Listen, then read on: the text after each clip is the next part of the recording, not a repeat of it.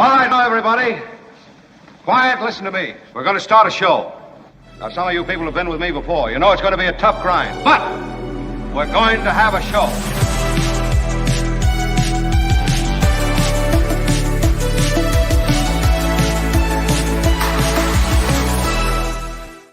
What up, everybody? Greetings. It is our big Thursday show. I have to say, apart from our Friday show and our Wednesday show, on Tuesday, David K. Johnston is here. That's pretty strong. And our Monday show, we got a lot of good guests coming through. Well, apart from all those other days, this is the best day. That's what I'm getting to. Yeah. Kim is here. Albert is here. The whole crew is here. Kim, how are you? Yeah, Albert. Albert, thank you. Yeah. We are super excited about today's show. Of course, it's Thursday, Tech Thursday with Jefferson Graham. We'll talk about a couple of things that are sort of follow-ups. One is the future of Bing. Bing, which is being hailed as the future, is now being looked at as maybe a different F word, like fail. Chat bots might fall into the same category. And it was a cool trend, you know? Yeah. We'll try it. I'll try it out one more time during the show. Yeah, the chat. Albert tried that on Valentine's Day, but they kicked him out because there were too many people trying for the chat bots on Valentine's Day. But also,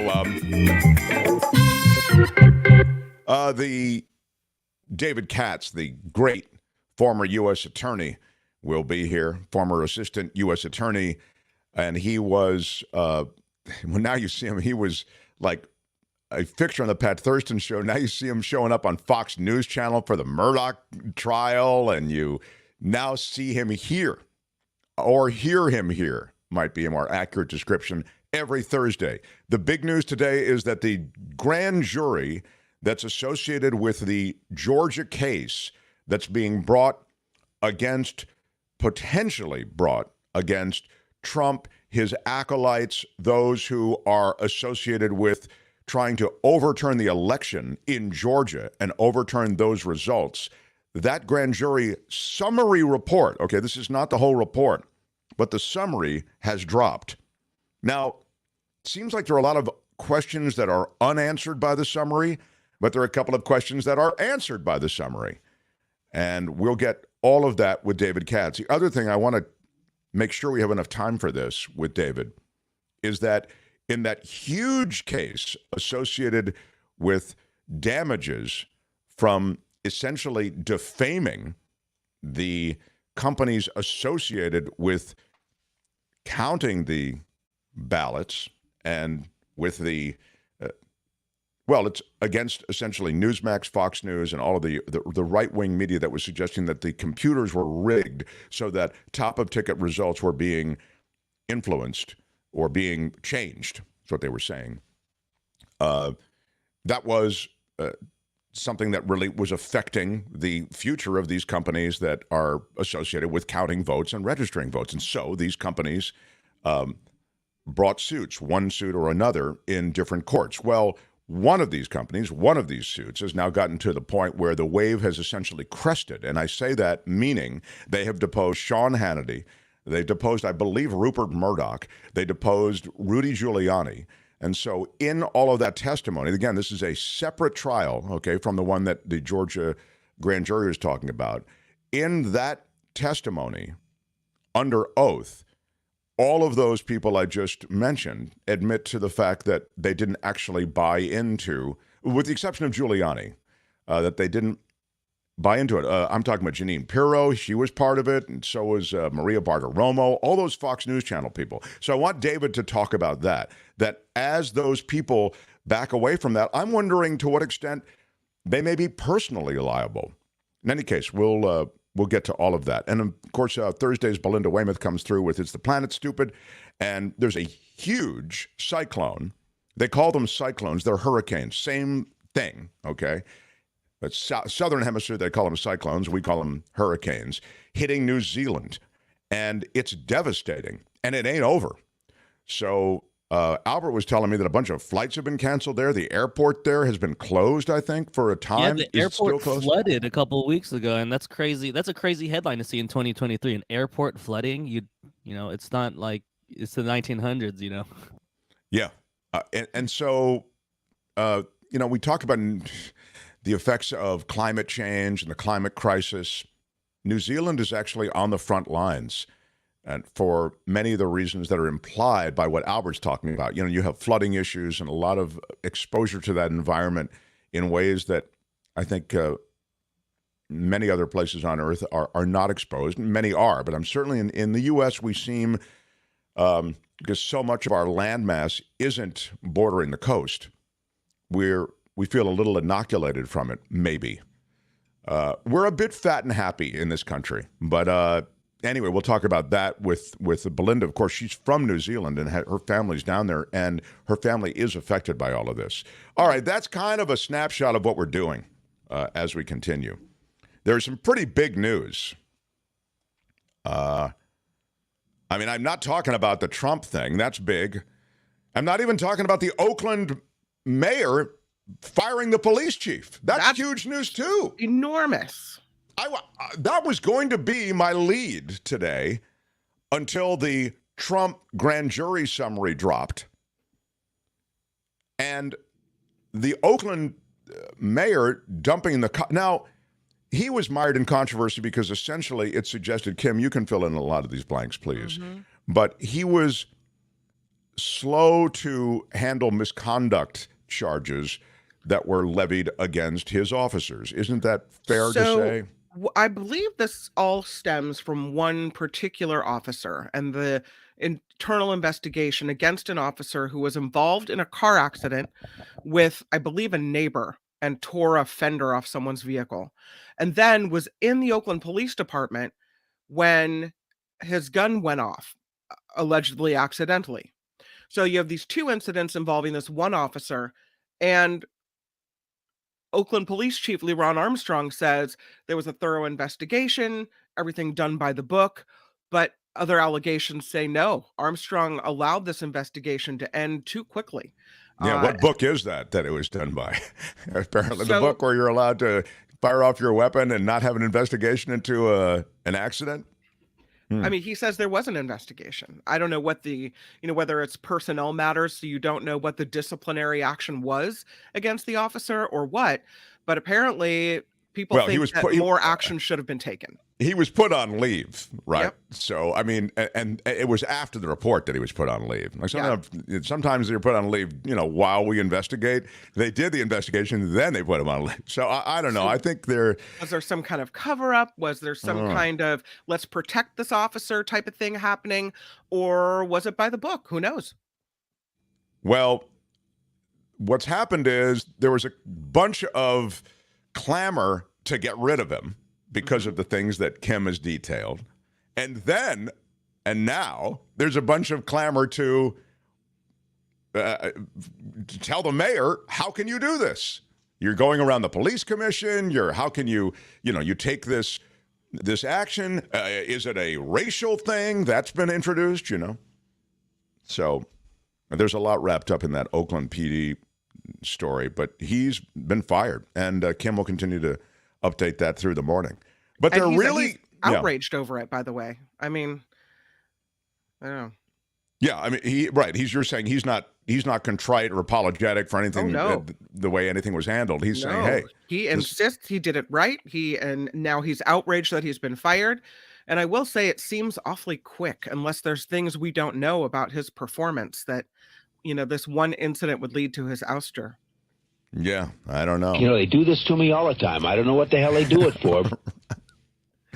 Well, they do it all the time in a way. In Oakland, they run through top cops. Yeah. Don't they? Haven't they had like 10 police chiefs in 10 years or something? Like, get another. Sorry, your year's up, sir. Yeah. You're out.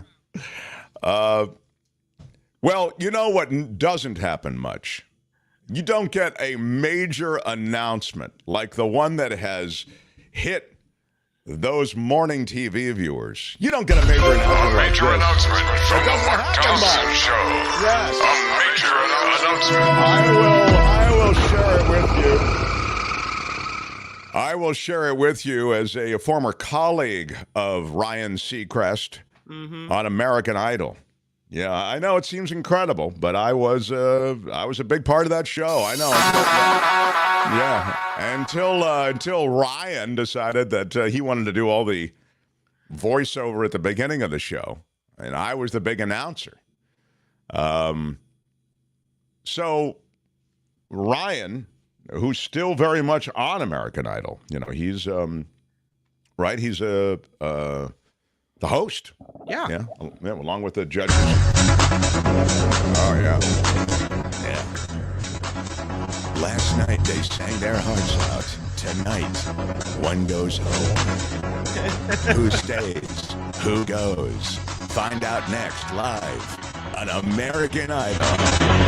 Thank you. All right, now here is what he. Thank you. It's my only skill.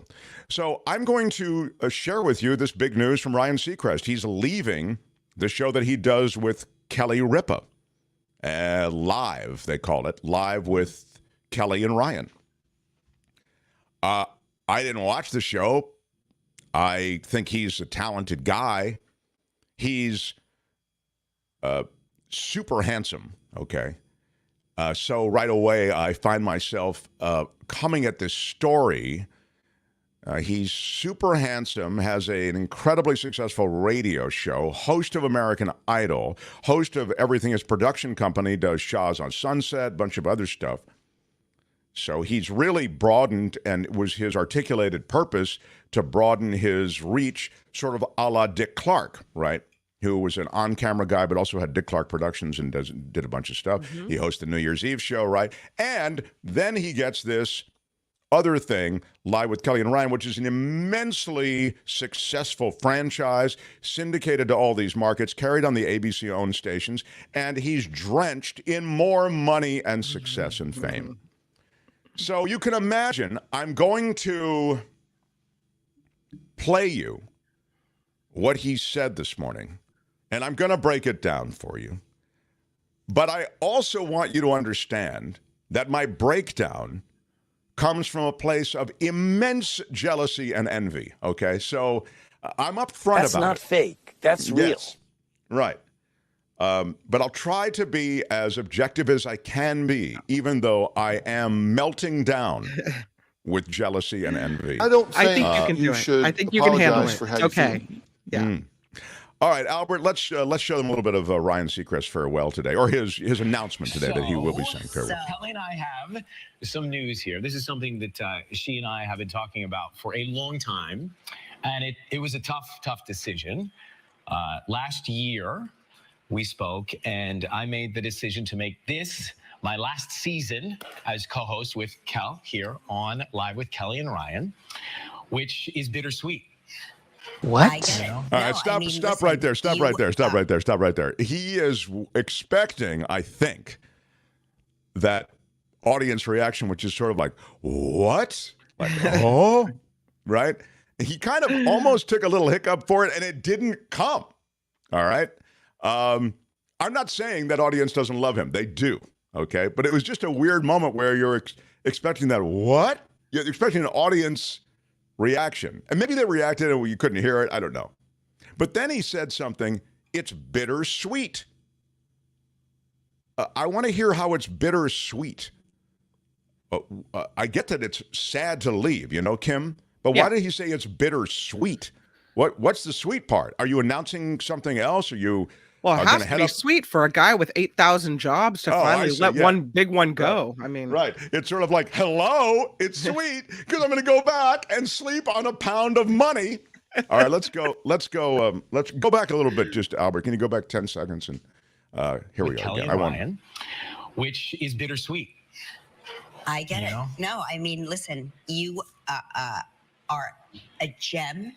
You are one of my best friends, and I said, like, the greatest part of this entire experience has been that you've gone from being a friend to a family member. I feel that way. You are I feel family that way to about us. both of us. Yeah. It's remarkable to be able to sit in this chair. So what I plan to do is once American Idol starts from Los Angeles live later in the spring, I'll head out to the West Coast and host that show, the 21st season of American Idol from Los Angeles. And you're not getting rid of me because, Gelman, I'm coming back to guest host and fill in right here in this chair. But I have to say to you as a dear friend coming in, but as a best friend, you know, in this moment, to have your kindness, your thoughtfulness, your levity, your friendship.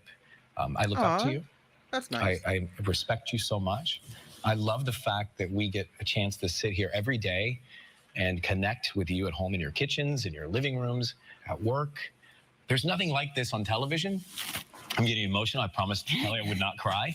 All right. I mean, it's good. Comes together because of an incredible family stop of it 1 people, second, many- Albert. I do have to. I've just gotten a little. Thank you, A. Maldonado. Live with Kelly and Ryan have not had a live audience since COVID, I'm told. So the audience reaction take that I had is really, you can throw it out. Okay, I didn't know that. I think at the end of this, there's applause, though. That's weird. I don't know. Yeah, okay. But all right. I may listen to KGO until this segment is over, says Michael Farley. How dare you? How dare you? This is something that affects American culture, the fabric of pop culture. You do not All right, know Michael. what you are talking about. Go ahead. Roll some more of it, please, Albert. which have been here long before me. They come in every day with a great attitude, with a lot of fun, with a lot of laughs, and we put the show on.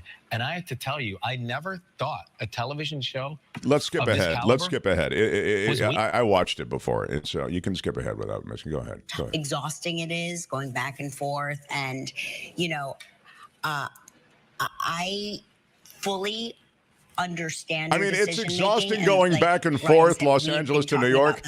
But when you're doing it on a private plane, I committed to 3 years. He was supposed to be here for 3 years. He's like, we're just like, oh, don't be ridiculous. I mean, you already moved your sofa here. But 3 turned into 6 because of the genuine fun of being on this television show every hour of every weekday.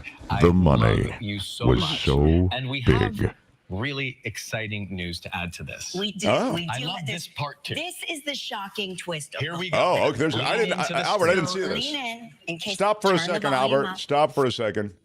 I think they're just going to announce that it's Mark Consuelo, her husband, who's going to do. Isn't that the shocking news? A major announcement from the Mark Thompson Show.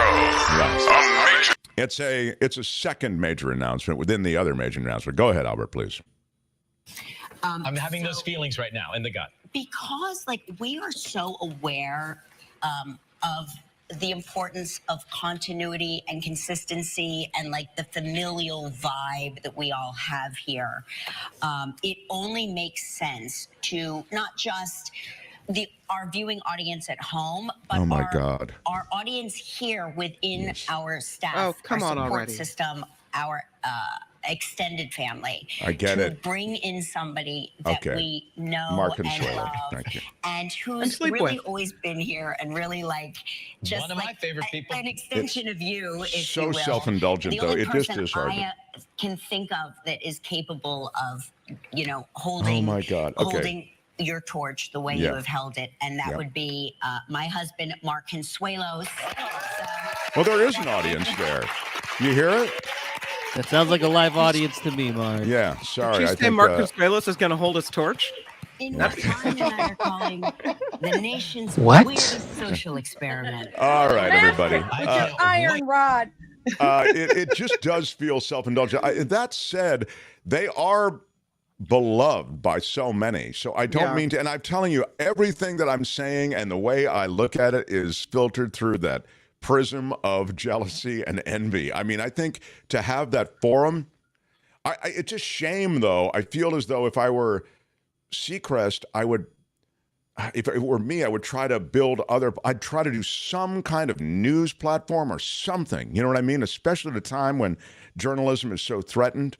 But I feel like he's just a big entertainment mogul, which is fine. He's not really a news guy, Yeah. He's entertainment. He's look, kind of he's fluff. He's a smart guy, and Yeah. I mean, I think probably when you get to that level, you get jacked up on your own BS, and there was a lot of that in that moment. On the other hand, people tune in for that, for them to talk about how much they are family and all that. So I think this is his fault. I think this is a guy who's completely overextended himself. Every time someone calls to offer him a job, he must say yes. I can't even imagine that there's ones he's turned down. I was mentioning to you recently that I was watching a Disney Christmas special with my kids. Who's hosting the show? There he is, Ryan Seacrest in his Mickey sweater. Right. I mean, the guy is everywhere. Yeah. Everywhere. And so if you overextend yourself, you're not going to be able to do all these jobs, and the big ones like Live with Kelly and Ryan, are going to suffer for it. Maybe. I mean, I think he does a pretty good job, I have to say. I mean, I'd love to criticize. I think he really does a good job. And again, Lee says that producers and crew make up the audience since COVID. So that's it. I see. Okay. So that's what we're hearing with the applause and everything.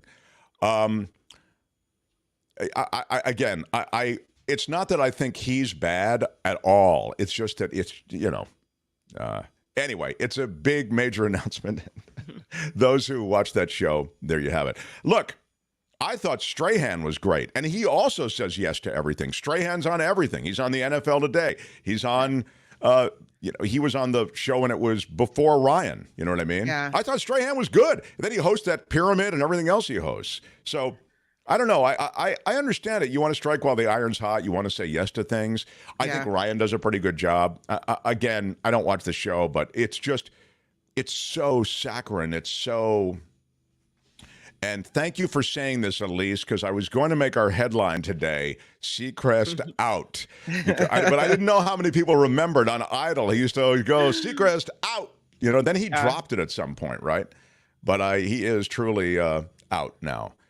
How would you feel? This has been a major announcement. Does the Mark Thompson Show. Major announcement. Really, really hot major announcement.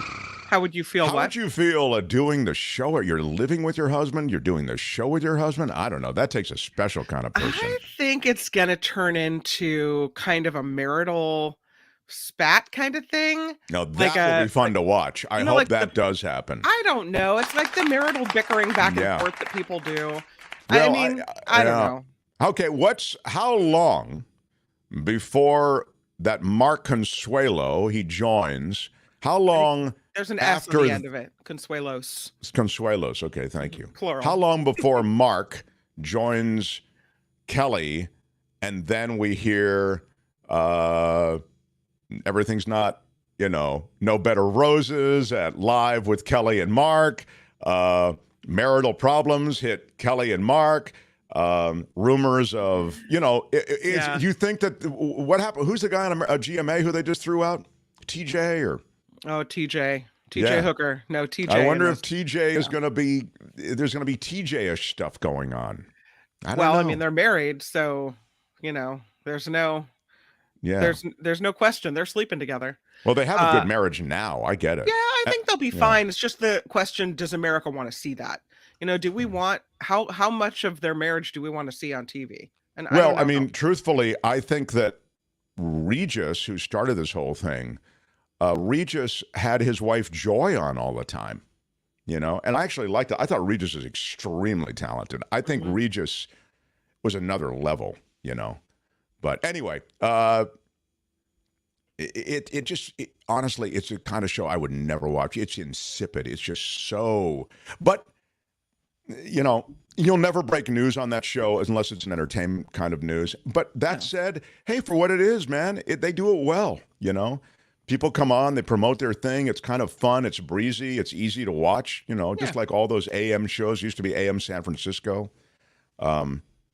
So, there you go. Maybe if they want more ratings, TJ Holmes, maybe? TJ Holmes, that's who I'm thinking of. Yeah. I love it. God, that'd be really great. Oof. Well, anyway, the only other guy I can think... Well, welcome to Family Feud, everybody. I'm your man, Steve Harvey. That's the only other guy I can think of for that job. The man who also doesn't say no. Miss Universe, great. Happy to host it. Family Feud, great. Happy to host it. Right. I don't think Mark Consuelos would let TJ Holmes sit next to his wife. No. Yeah, well, I don't think ABC will let TJ Holmes in the building anymore. So that's your problem there. But all right, good stuff, everybody. The Mark Thompson Show. Good luck to Ryan and Kelly and everybody associated with the Ryan and Kelly show. There is a, and how are we coming on booking him for H1N1? Dr. Peter Cheng Ha, is he coming on next week? Sometime next week. I'm just trying to figure out the date and time. But we're going to have Dr. Peter Cheng Ha next week. Awesome. The bird flu outbreak is continuing to rage, and that's the reason the egg prices are what they are. And you have farms across America and across the world that are culling their chickens. And, you know, culling is such a polite word. They kill these creatures. And zoos have herded their birds indoors to keep them away from what might be infected waterfowl that they would interact with. It has been steadily trickling into the mammalian population. So you're getting now mammals coming down with this H1N1, is it? Or is H1, it's a version of H1N1. Mm-hmm. Bird flu? Yeah, bird flu. They say that the risk to humans still is low. But at some point, if you have all of these birds affected, you have increasingly mammals affected, it would seem as though the jump to humans is a short one. That's what we're going to talk to Peter Cheng Ha about next week. He's going to come in. They're saying, those in this field are saying it is unprecedented, this devastation that's occurring with wildlife. It's unprecedented in recorded history, said one researcher. That's an avian immunologist. Deadly strains of the avian flu have been ferried onto North American shores multiple times before and rapidly petered out. That's what happened in 2014. Right. But they did all the things. They exterminated millions of chickens and turkeys at the time. This time, though, dynamics are different. This whole thing started in Europe in the fall of 2021. It crossed the Atlantic into Canada, zigzagged down into the U.S. around the start of last year. And they've detected the virus in more than 150 wild and domestic avian species, which means it's just all across the bird population, and a dozen different types of mammals as well. So what's interesting is that if it's such a big thing and we haven't heard very much about it, it seems. No, that's exactly right. I guess that's kind of why I want to do something on it, because I don't think we're hearing much about it. Now you're finally hearing some of what we're talking about with that, with the toxic chemical explosion that's affected Palestine. And by the way, I know that there has been talk about it. Please don't misunderstand me, but I feel the missed point on the part of the mainstream media is some of the stuff that we've touched on. And we, like if you go to sources like The Lever, which I really recommend, that's David Sirota's organization, and I support them, financially and stuff. I think that you'll find some of the reporting on this. But if you watch mainstream media, you don't find reporting on the way regulations have been rolled back. Remember, we've talked about that on the show. The braking system regulations, how those were rolled back. The length of the train, how that's now been allowed to increase. The understaffing that was the result of, historically understaffing, and then it came all the way to the brink of a strike. Remember the rail strike? It's practically yesterday's news. I mean, meaning it just happened yesterday. Right. And this was an understaffed train also. So we've talked about that, all of these different layers to this story. I think it's about money, and it's about buying legislation and changing administrations. The braking thing was a Trump thing that he rolled back after Obama's administration had actually imposed that. And then you have the inability to even know that there are toxic chemicals on board that train. And that's yet another lax regulatory stipulation. So I think there's a lot to that story. And that story, so what you're getting on mainstream media and then I'll take a break for Kim's news. What you're getting on mainstream media is you're getting the water might be contaminated. People were asked to evacuate. Officials are coming back to the podium and now saying it's safe. Now people are wondering. You're getting a lot of the X's and O's. It's kind of the way politics is covered. It's a horse race. Media loves easy things to cover. They like the fireball. They like the smoke. That's what television likes. But the nuances, some of which I've just alluded to, they escape most of the mainstream media stories on this. This is a regulatory failure. This is a failure of government. And the last thing is, and I mentioned this to you yesterday, or maybe 2 days ago, or maybe both days, we, the taxpayer, end up paying the bill to clean this all up and to try to remediate what is a huge problem. I mean, this poisonous water is going into the Mississippi and to all of the tributaries that feed into the Mississippi now. Meanwhile, you have government officials who are sort of going, hey, thankfully, it looks like everything's back to normal. Everybody, let's get back to school. Let's get back to work. Let's get back to normal. Same thing happened after COVID or during COVID. So you see on the part of corporate America, in this case, the railway company, that they can get away with so much. Railway and chemical. And by the way, that railway company, I don't want to say record profits, but huge profits last year. But again, we'll handle the cleanup. They'll get 100% of the profits. That's the way that's going down, and that's the way it always goes down. Until you make them own the damage, until you make them pay the bill, there will always be this completely lopsided aspect to all of these different spills, from the Amazon spill that they still haven't paid, that's Chevron, to this situation with the bomb train that continues quite bad and continues to get worse. So we'll get to that story in a bigger way, I feel, in the days to come. In fact, tomorrow I'd love to get into it with Avila and Shore as we talk about that. But it's the American way, We let corporations get away without having to own the damage to the environment. So, Kim's news upcoming in just a moment. I want to get Mark Thompson Show. I want to get to Steve Moskowitz, everybody. Hi, Steve. Hi, Mark. Hi, Kim. How we doing? We're doing well. Yeah. I have my new credibility glasses on today. They're sort of, you have you're credible without it, but I need my glasses to sort of. Thank you. These are some very high-end reading glasses that I purchased from Amazon. So, I was talking to someone about ERC, and the reason I mention ERC is that we've talked about it a lot, and I still feel as though from you, I find out people are just becoming aware of it and just becoming aware of what essentially is this pot of gold. I think a lot of people just let it roll over them and assume that they're not eligible, when the reality is the eligibility actually could be quite extensive. Or worse yet, I've seen so many cases in practice where their CPAs are telling them, you're not eligible. And the reason for that, and it continues to boggle me, there's two tests to determine eligibility. You only have to pass one of them. One's real easy. Did your gross revenue drop a certain amount? It's math, yes or no. 1 + 1 is 2. That's the right answer. Everything else is wrong. But most of the CPAs don't want to be bothered with the other test, which is a subjective test. It's really a lot more work.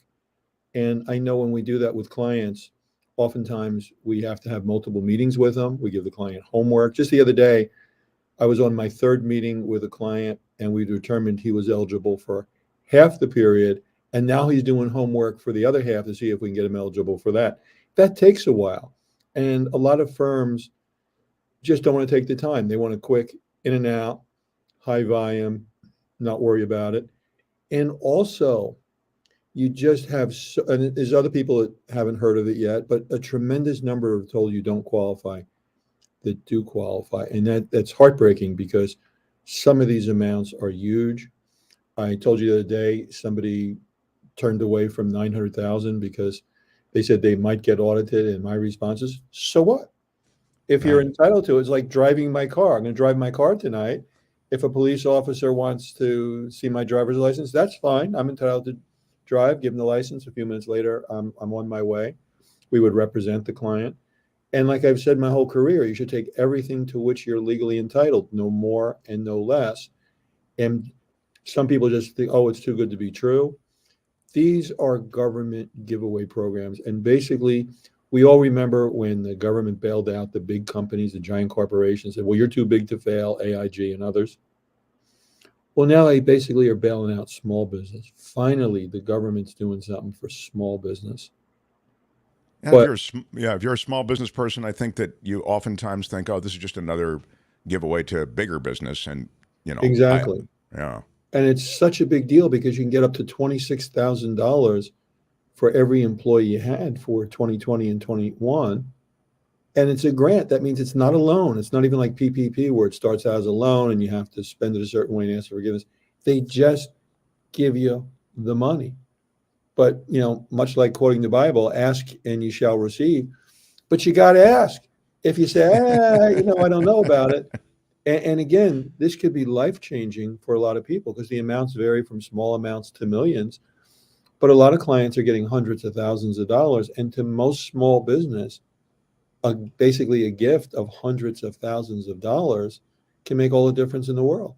Oh my God! Of course. I mean, it's a huge pot of gold potentially. I mean, huge adjusted for the size of the business. Reach Steve at 888 tax deal 888 TAXDEAL 888 tax deal. You can also reach Moskowitz at moskowitzllp.com. And I recommend the website because you can knock around the website and kind of get some good information and also contact Steve that way. And wherever you are in the country or the Bay Area or California, they can help you at Moskowitz. 888 tax deal, moskowitzllp.com. Steve, thank you. Great to see you. Talk next hour. Always a pleasure. Thanks, guys. Yes, Steve Moskowitz, everybody. Right on. Right on. The Mark Thompson Show. Got Jefferson Graham waiting. It's Tech Thursday. We'll do that. But first, some news with Kim.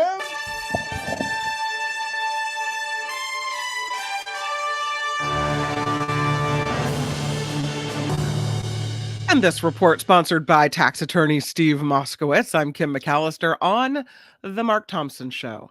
And we'll get right to it. It is this situation in Ohio. And now an Ohio senator is calling on Governor Mike DeWine to declare a disaster in East Palestine. That's the site of this massive train derailment you see here. Sherrod Brown says he remains concerned about the hazardous materials released into the air and the ground across the region and the potential long-term effects on health.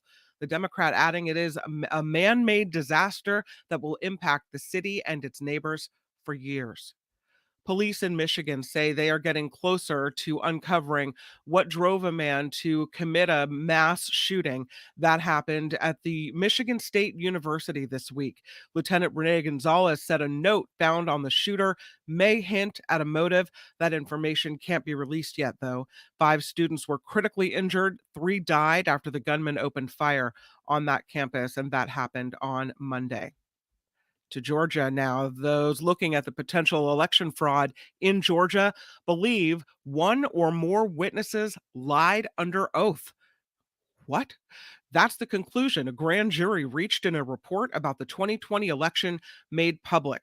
Portions of the jury's report were released. Jurors agreed no widespread fraud took place, which would have led to that election being overturned. City of Oakland being hit by a massive ransomware attack. It's really causing some trouble. City officials say the attack started last Wednesday and a state of emergency has been declared. Officials say people living in the city can still make 911 calls and file police reports online. Fire resources were not affected by this. City officials haven't released many details about this ransomware attack as of yet. It looks like the Senate race here in California is growing. Congresswoman Barbara Lee taking the first steps to throw her hat into the ring. She filed the paperwork yesterday and is expected to launch her campaign soon. Lee joins Congresswoman Katie Porter and Congressman Adam Schiff in fighting for Senator Dianne Feinstein's seat. The 89-year-old said Tuesday she won't run for re-election and won't endorse anyone for several months. And then there was some confusion as to whether or not she meant that she wouldn't run. So I guess we'll have to find out. California. Well, Barbara Lee had indicated before that she's a spry 75, we should say. Yeah. Right? She what now? Isn't she 75 years old, Barbara Lee, or not? Am I wrong about that? I don't know. I was wrong. Period. I might be wrong about that. Did you want somebody Albert, younger? Is that check- what you're saying? I don't know. No, not at all. You were saying that Feinstein's 76. 89. I think she's 76. Okay, 70. Thank you. So Feinstein I'm going is to get full 89. credit for that. That's true. Yeah, and so you were saying 89. I said Barbara Lee is a surprise 75. That's what I meant. But turns out she's Spry 76. 75. Yeah. Okay. Yeah, anyway. Right, yeah. Sorry, I'm not interrupt again. I'm sorry. I mean, really. Good day, sir. Yeah, sorry. Thank you. You're Apologize. always welcome to interrupt. It's my favorite part of the newscast. Yeah, all right, yeah. Listen to me. I don't want to hear you. Okay, I'm quiet. So you were just talking moments ago about bird flu. California now reporting its first case of bird flu in a wild mammal. A bobcat tested positive last month. The Department of Fish and Wildlife says it was part of a population study and had a GPS collar, and an alert went off when this bobcat stopped moving. That was right about Christmas. So just being reported now, interestingly. The remains were found just before Christmas of this animal. Officials say the strain it had is regularly found in mammal carnivores and the same one that led to millions of chickens being put down nationwide. If you're living single in New York City, turns out you're paying more, and they're calling this the singles tax. Yes, single single people living in New York City are paying more. Zillow dubbing it annual singles tax, which will run New Yorkers an extra $19,500 in the city. Meantime, couples are saving nearly 40 grand on average each year. Rent is more expensive if you're paying it alone. And Wow. big news today. Fortunately, everything's so affordable in New York already. So, yeah.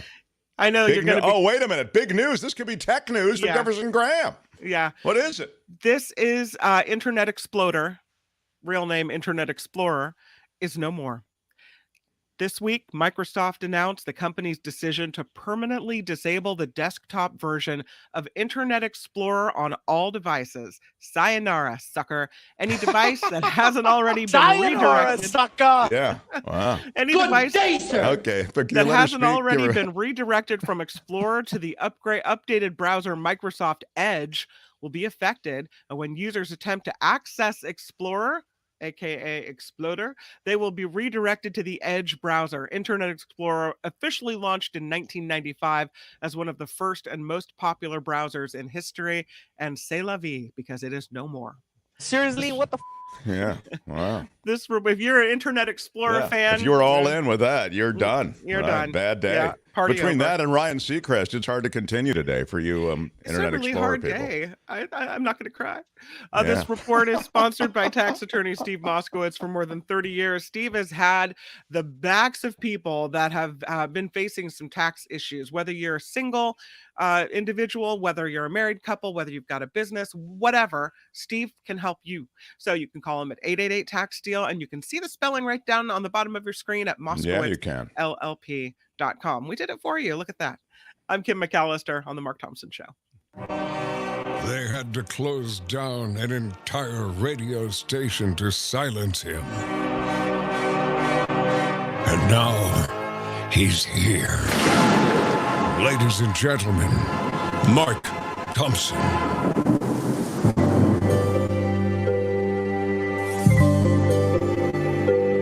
The Mark Thompson Show.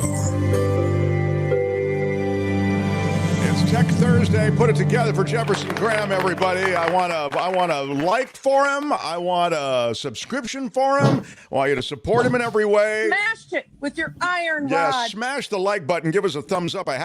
It's been quite a day. I haven't hit anybody for money or support or even likes.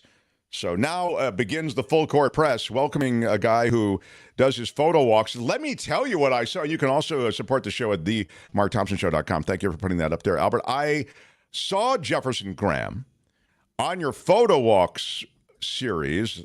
I think this is the most recent one. The most recent episode. I know which one this is. I know which one this is. You go to Mexico.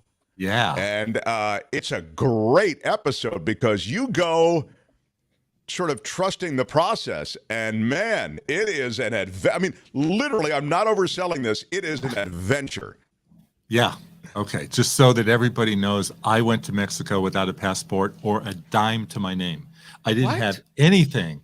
I didn't have $1. I had electronic money, but I didn't because I don't walk around with cash. What? And I'm a fool. In Mexico, if ever you needed cash, don't you tip people? Come on.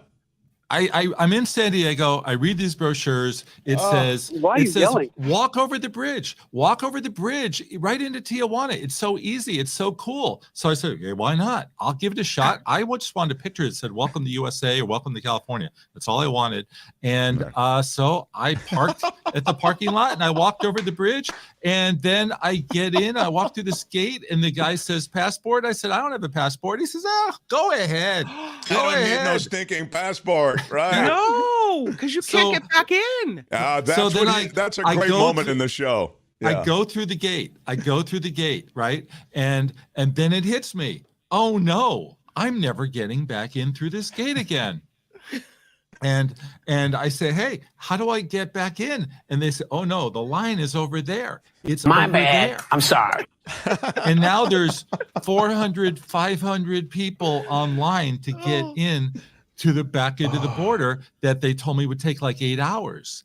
And a guy comes up to me because there's hustlers everywhere, and they say, hey, amigo, go on the bus. $10. Yeah. Only $10. Go on the bus. I said, fine, you take credit cards? He goes, no. There's an ATM over there, and Kim's going to love this. I don't have an ATM card. I have credit cards, but I don't have an ATM card, and I have no PIN on my credit card. It was wild to watch you kind of take on water in that story. It's incredible. Oh my God! Look, I can understand losing my mind. Yeah, I think he was losing his mind. I can understand forgetting my passport. I mean, there are situations in which, oh my God, I left my passport in my other pants, whatever the thing is. Right. But not having any currency? I mean, I'm sorry, Jeff. I cannot let you slide on that. There's never been anything like this. Right, exactly. Look, I'm insane. I'm crazy. I just did this crazy thing, and I don't think I would do it again. ¿Cómo se dice Venmo? ¿Cómo se dice Venmo? Venmo, Cash App, PayPal. It turned out they would accept the Cash App. Not Apple Pay, not Apple Cash, but they would take the Cash App. And at that point, I actually found a place that would take a credit card. I went on the bus, and it took 2 full hours to go from here to here. By the way, that's the other part. So once he actually gets on the bus, he says, so now I'm on the bus, but I'm online with the longest line ever to get back into the U.S. And it took him 2 hours to get back in. Yeah. And then I get to the U.S. immigration, and I said, I don't have a passport. And he goes, it's okay. Go ahead. See, I would have panicked. Do you know who I am? Yes, maybe, kind of a big maybe deal. You've seen my photo walk series. I'm Jefferson Graham. Yes, American I would have citizen. called Mark Thompson and said, listen, buddy, I need you at the border with a bag of cash. Yeah. I need help. Yeah. Meanwhile, my wife is calling me every 10 minutes saying, what's going on? What's going on? And I don't want to tell her because I don't have an answer. Yeah. But in other news, hey, you know what how do we like the new look, Mark? I love it. It's great. It's great. I saw your online thing where you were getting the audience essentially to vote for your background, and I think they made the right choice. That's a really nice one. We like this. Yeah. I think the lights help, right? Oh my God, yes. That purple lighting, which you can, I'm sure you got it in some, for it's $17.99. Mark. Home Depot, $5. I feel kind of boring now back here. I need to light this place up. Well, you've got your orb, the blue orb in front, which is your big my moon. Yeah. Jefferson Graham. So anyway, kids, if you go to Tijuana, bring a passport and some money. Okay, it'll really help you. Let me just say this. Yeah, of all the tips that you'd need, that is not a particularly insightful one. I would say that's pretty much Traveler 101. Okay. Kim, move your orb where it was. It's a little. I think it's a little. It's a little psychic network where you have it right. Yeah, it's like. Jeff, it is Tech Thursday. Give me some big tech news. I mean, Kim just broke or at least followed through, or mentioned this pretty big story with Microsoft. To follow up on the Microsoft Internet Explorer, they discontinued it several years ago, but they left it on the computers, and now they're just saying you can't use it at all. It is a relic from another time that we're talking 20 years ago, right? What happened to it? Internet Explorer just got bloated and horrible and full of spyware and all sorts of things. So they stopped using it 5, 6, 7 years ago. Were they not committed to keeping it lean? I mean, why would they? You'd think Microsoft, of all companies, would be able to run with the big cats. Okay, speaking of Microsoft, a week ago, I told you and everybody about ChatGPT and how it was going into the Bing search engine and how they were saying this is the biggest thing that's happened in tech in 20 years. Yeah. And Microsoft said, if you want to use it, folks, you have to sign up for this this waiting list, right? And we'll eventually. There's never been anything like this. Right. Yeah. So a week ago, they're all saying this is the greatest thing. A week later, they started using it. A bunch of critics started using it. You got to read the story in the New York Times by Kevin Roose, who spent 2 hours with ChatGPT asking Kevin to leave his wife and marry ChatGPT. Wow. It's unbelievable. And there have been a whole bunch of stories this week about basically anybody who remembers HAL. It's the return of HAL. The HAL from 2001. Wow. It's this monster. It's a potential monster, and I'm here to Well, predict. to be fair, have you met his wife? I mean, she really is no party. I'm sorry, Dave. Yeah. I'm afraid I can't do that. Right, yeah. There's all kinds of school districts now putting in rules. You can't use ChatGPT. That's it. I think it's smart, and I don't think we're going to see it in Bing in 2023. I think it's pretty easy to predict. They're going to have to go back to the drawing board. The dangers of AI, I was just going to say, you sort of hint at them. They're there, this overgrown AI, but that's not going to kill it, will it? I mean, in other words, it doesn't affect its popularity or its use and the number of people who use it. And as Kim says, it's being used by students who are trying to write term papers. Yeah, there's two things. There's ChatGPT, which is a free service that you can, how many people, raise your hand, how many people had it write a Valentine's Day poem for you? Because many people, I'm sure, did. And you can ask it to come up with subject lines for Mark's video episodes. Well, Albert tried to get us a Valentine thing. What happened, Albert, when you tried to get on? It seemed to be a very popular site on Valentine's Day, and we got there wasn't enough space for me to go in. I was basically in the wait room. Yeah, you just keep on refreshing and you get back in. But ChatGPT will be fine. It's Microsoft adding ChatGPT to Bing, the search engine that nobody uses, that they thought was going to come back from the dead, and now is offering to get married to a New York Times reporter. And I just don't see it going prime time anytime soon. I think they're going to have to do some serious work on this thing. All right. What else can you tell us before we get into some TV things? We have to do it pretty quickly. We also talked about a hard drives for your backup, and I suggested several that were $200, $300, even $150. Well, this week there's a new one, a 44 terabyte drive from Western Digital. It's only $1,500, so I think you'll all want that one, right? Mark wants that. No, because you've emphasized the need to actually put stuff on a hard drive, I might want that. But not 44 terabytes, because if better that you have 4 10s, and you have stuff on each drive, because if you have everything on the 44 and it goes bad, woo! I also have to say, $1,500 is a lot of money to me. I don't know. For 44 terabytes, great, but I just, you can get those hard drives for so much cheaper. And you've pointed them out here on this show and also on your various shows and in Substack. Yeah. For a lot less money, I guess is what I'm saying. You can buy a 10 terabyte drive for $200. Probably could have got that cheaper in Mexico. That's $800 right there, right? For 4 of them. Last thing. Go ahead. I was just going to say Elon Musk, and then I want to get to the themes. It's revealed that he's running Twitter. And by the way, he was sitting next to Rupert Murdoch at the Super Bowl. Anything you need to know about Elon Musk, I think it's in plain sight. But that said, egomaniac. And he worked with the algorithms and asked his engineers to essentially play his tweets up to everybody's feed, regardless of what their feeds normally would be. I guess if you have $44 billion, you can do why not use you it? want to do, right? Right. So it came at the very top of the feed. Can I ask a question to the audience for a second? Sure. Okay. I like doing this live streaming with Mark and Kim so much that I'm looking at doing a weekly live stream as well. Not between 10 and 12, but I would love the audience to give me an input, time of day and what day. Okay? All right. I'd love to know. know. How do they do that? Right here, right in the chat.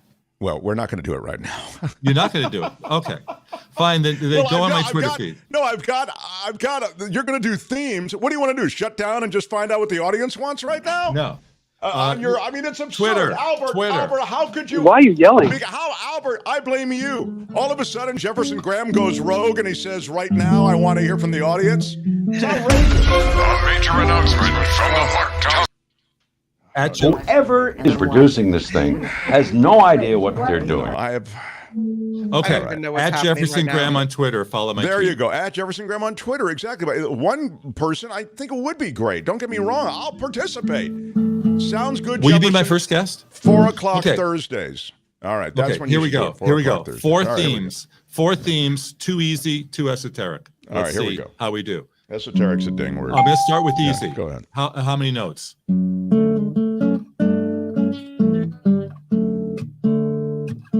Mary Tyler Moore.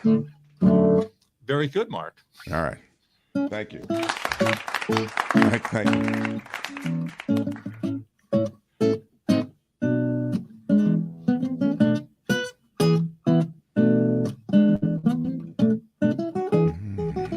Bay Area Backroads. That's very good. I love it. Anybody know that one? Wow. Oh, is it a blank? It's not Magnum PI. No. Somebody says champagne wishes.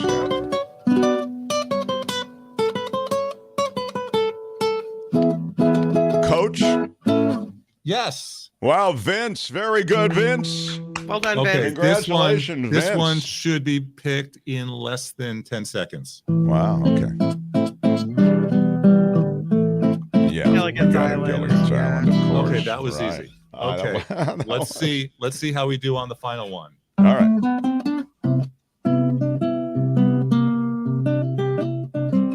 Bum, bum, bum, bum, bum, bum. What is that? Bum, bum, bum, bum, bum, bum, bum, bum. Bum, bum, bum, bum, bum, bum. I don't know. I can I sing know it. it, but I can't place it. Hang on Okay, a second. here- Keep it going, because that's a definitely. Dun, dun, dun, dun, dun, dun.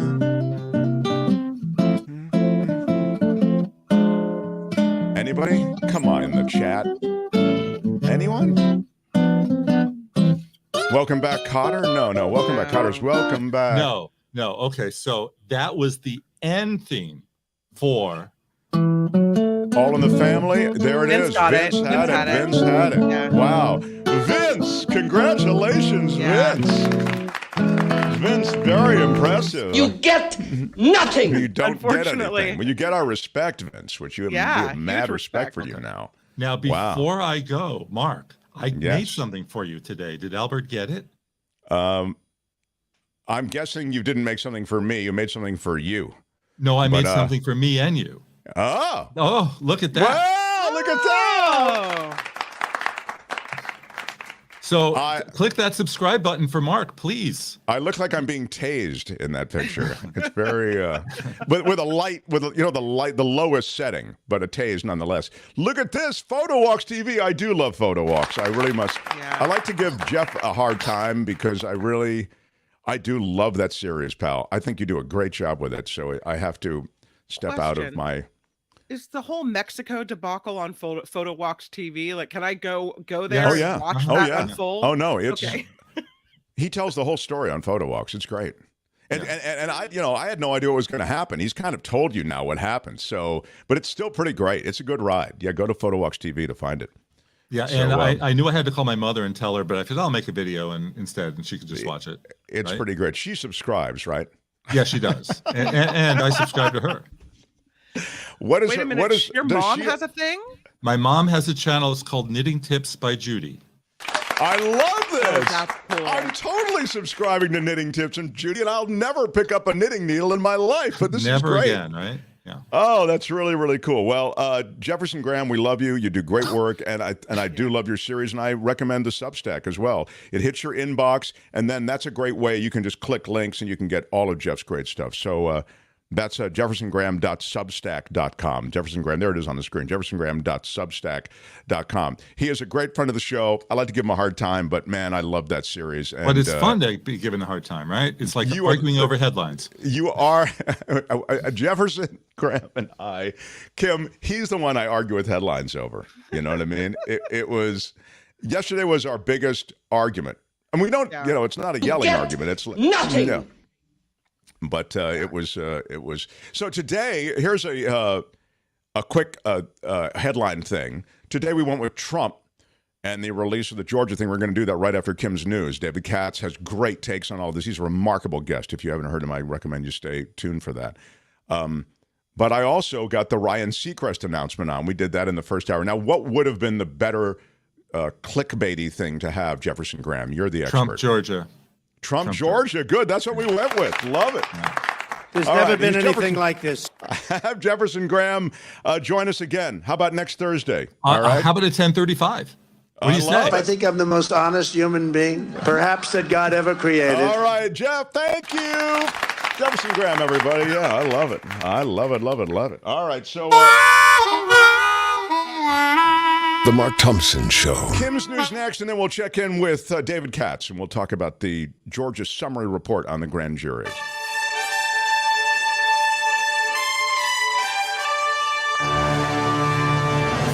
On the Mark Thompson Show, I'm Kim McAllister. This report sponsored by tax attorney Steve Moskowitz at 888 Tax Deal. President Biden will soon speak on the recent aerial objects shot down by the U.S. military. Most recently, objects were shot down after they floated over Alaska, Canada, and Lake Huron. Republicans, including Florida Senator Marco Rubio, want the Biden administration to release everything it has on that topic. A Michigan State police lieutenant is saying that the man who opened fire at Michigan State University this week should have been jailed for his 2019 arrest. The shooter was charged with a felony for carrying a concealed weapon, which would have sent him to prison for 5 years. But he pleaded guilty to carrying a loaded gun in a vehicle. That has a maximum 2-year sentence. He was discharged from probation in May of 2021. We talked about that. He pleaded it down. And if you are even on a misdemeanor firearms charge, if you are found guilty, you should not be allowed to carry a firearm in this country. It across the board. It's amazing to me. But that's another layer of the story, that he pleaded it down so that indeed he was able to just get away with the 18 months. Yeah. I guess the question would be then, if that is the case, if you want everyone guilty of a gun crime to go to prison, would we have massive prison overpopulation? I'm not even talking about going to prison. I'm saying that you shouldn't be allowed to carry a firearm after that. I don't know whether it's prison or house arrest or whatever. I'm saying that if you've been found guilty of a felony involving a firearm, or even in this case, a misdemeanor felony, I think you shouldn't have the right to carry a firearm any longer in this country. No, that's my position. All right. Well, let's continue talking about firearms, because there's something going on in the state of Texas. Look at that. I found a little Texas flag gun just for you. Very impressive. Yeah, thank you. Appreciate that. A Texas state senator is filing 4 more gun safety bills in response to last year's deadly shooting in Uvalde, Texas. Measures from Democrat Roland Gutierrez would require gun owners to buy liability insurance, like in San Jose, California, and an ID to buy any ammunition. They would also force vendors to report bulk ammo sales to a new Department of Public Safety database, along with expanding safe storage requirements. You think any of those will be passed in Texas? No, of course not. not. No, you don't think so? Yeah, I don't think so either, even after a school shooting, sadly. Number of it's almost a daily thing. They just had another shooting, as you know, across the way in the same parking lot as the Walmart massacre occurred in Texas. Yeah, it's crazy, because it seems like no matter how many people die, no matter what happens, there's no laws coming, there's no safety coming to you. Unemployment. Yeah, number of Americans applying for unemployment benefits is staying relatively steady, despite, interestingly, all the layoffs that we keep reporting at tech companies. The Labor Department says 194,000 people sought first-time unemployment claims last week, it's a drop of just 1,000 from the previous week's revised total. And yes, Ryan Seacrest is leaving Live with Kelly and Ryan after 6 years of serving as Kelly Ripa's co-host. Sadly, yeah. Yeah. Seacrest announcing his exit on today's episode of the show. He said, working with Kelly has been a dream job. Kind of how I feel about working with Mark. And it's one of the highlights of his career. Again, true. Wow. Roblox tapping the brakes on hiring despite better than expected fourth quarter results. The San Mateo video game maker is the user base has grown, get this, to more than 65 million, even bigger. And revenue is up 2%. I think all parents know that Roblox is a big deal. The CEO, David Baszucki, said the company is slowing the hiring process and they're focusing on more signups, retention, frequency, engagement, and monetization. So Roblox continues to grow. This report sponsored by tax attorney Steve Moskowitz. For more than 30 years, Steve has put his tax knowledge to work for everybody.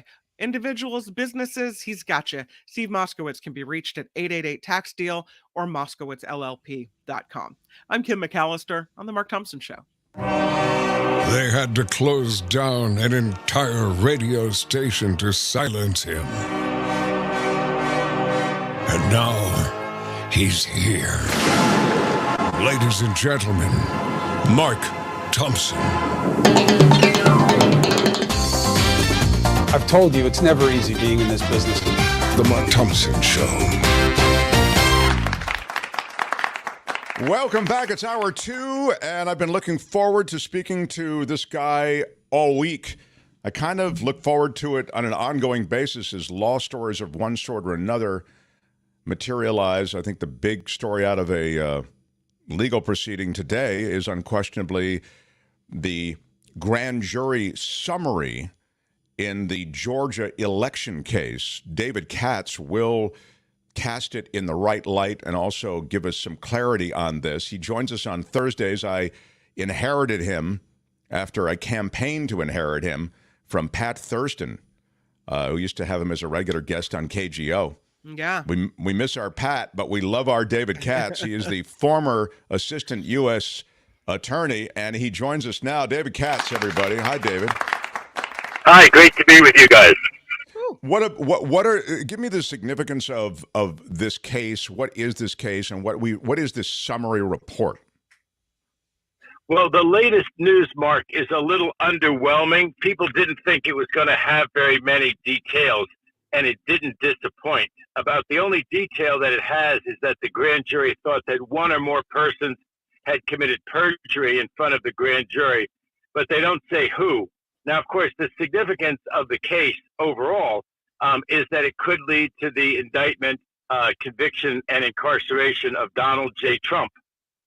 Also, the same could happen to John Eastman, who was the advisor who said that, oh, it's fine if Pence, doesn't accept the votes, that Pence has all this power that he doesn't have, and also the slates. Remember, the issue with the slates is that while slates were elected by the people of each state and then sent off to Congress to cast the vote of the state, Eastman had this concocted this baseless, really, idea that it was fine if the state legislature or somebody else in the state who was friendly to Trump sent their own alternate slate, and then they certified documents that these alternate slates had either been properly constituted or were properly done.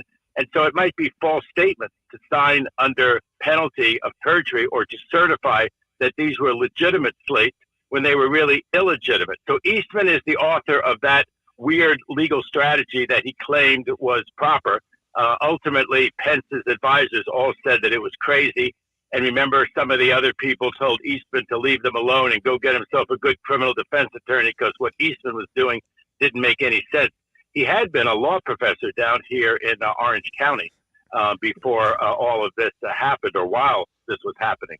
In any event, also Giuliani. They're looking at Giuliani, Mark, because Giuliani actually traveled into the state and met with people that said you could send these alternate slates. This was a huge fraud. Go find the other votes. And then on top of that, Mark Meadows went into the state of Georgia as an emissary of Trump. Also, Senator Lindsey Graham got involved and ultimately was forced to testify before this grand jury. After fighting it in federal court, Senator Lindsey Graham from South Carolina was required to testify in Georgia. And all of this, of course, could lead to Trump. Now, the question is if this would happen at all, which it looks like something is definitely going to happen down there with the state level district attorney in Fulton County, Georgia. But my own thought is that she's likely to indict first some people like Giuliani, Eastman, maybe even Meadows, maybe some other people, and then see if she can flip any of them and try to get Trump in a second round. But it's certainly heading in that direction. I don't need to tell you that it would be precedent setting indeed if a former president of the United States were charged in any state in the union. Just a bit of history. Vice President Aaron Burr was charged in New Jersey for his duel, and New York eventually, for his duel with Alexander Hamilton, the famous one in history, the famous one in the show Hamilton. It was illegal to duel. So Aaron Burr, the sitting vice president, was charged in a state court with dueling. But in those days, all he did was stay out of New Jersey and New York the rest of his term. And they didn't extradite people in those days from one state to another, not regularly anyway, and they didn't with Burr. So, people were joking that what's Trump going to do? He's going to hole up at Mar-a-Lago if he gets indicted, and DeSantis will never sign the extradition papers, and he'll never have to appear in Georgia. I guess he campaigned for president, never stopping in Georgia. And that's kind of the joke, right? I guess, I have a quick question, because you say maybe try to get Trump on the second round, but I think I'll speak for myself. When you hear the audio recording of the phone call where he's like, just find 11,000 votes, like, I don't understand why he would need to be on a second round. Isn't that damning evidence and proof? What's the problem? Well, Kim, that's a great question. And that's why some people think that of all the federal cases that Merrick Garland could bring, all the cases that the Southern District of New York could have brought, like they brought the one against Cohn for campaign violations with Stormy Daniels, with all the state cases, which would be the cases in New York for overcharging, undervaluing assets. It's incredibly expensive and worth a lot when I want the bank to loan me money, and it's worthless when I want to pay tax on it for the IRS. That kind of conduct by Trump and the Trump organization, that out of all of those cases, Kim, they think this is the best one because he's on tape. He's not acting like a mafia boss. He's not going through an intermediary. But I guess the problem is, number one, it's biting off an awful lot with a lot of loyalists of Trump. And they could give testimony at that trial, sort of fall on their sword and take the rap. So in other words, Meadows says, well, I told Trump that there really were extra votes down there, that there had been shenanigans. I'd seen it with my own eyes. I told him, please make this call. No one seems to be listening to me. We need to find these votes, meaning they're out there. They exist. They're, buried under a laptop in a counting center in Atlanta. You need to call this Secretary of State. I can't get through to him. So if you have testimony like that from people that's exculpatory of Trump, the trial could turn into a big mess. It could also get severed or something like that, and they could end up trying the lower down people first. Not that, the chief of staff to the president of the United States is lower down, or Giuliani, quote, America's mayor, is so low down. But they're lower down than Trump. And so the clean thing, of course, if you're a prosecutor like I was a federal prosecutor, you would love to have Meadows saying, I told Trump this was total garbage. There was no undercount. There was no problem. And Trump said, I don't care. I'm grabbing the phone. I'm calling Georgia. I'm calling this guy. Let's see if I can't, intimidate him. I'm the president of the United States, after all. You'd much rather have the latter, with Meadows having flipped and being on your side from a first round, than take your chances with Trump, in state court in an unprecedented situation of a local or state prosecutor, indicting and trying to put in prison the former president of the United States. And people say, well, would he really go to prison in a case like that? He might not.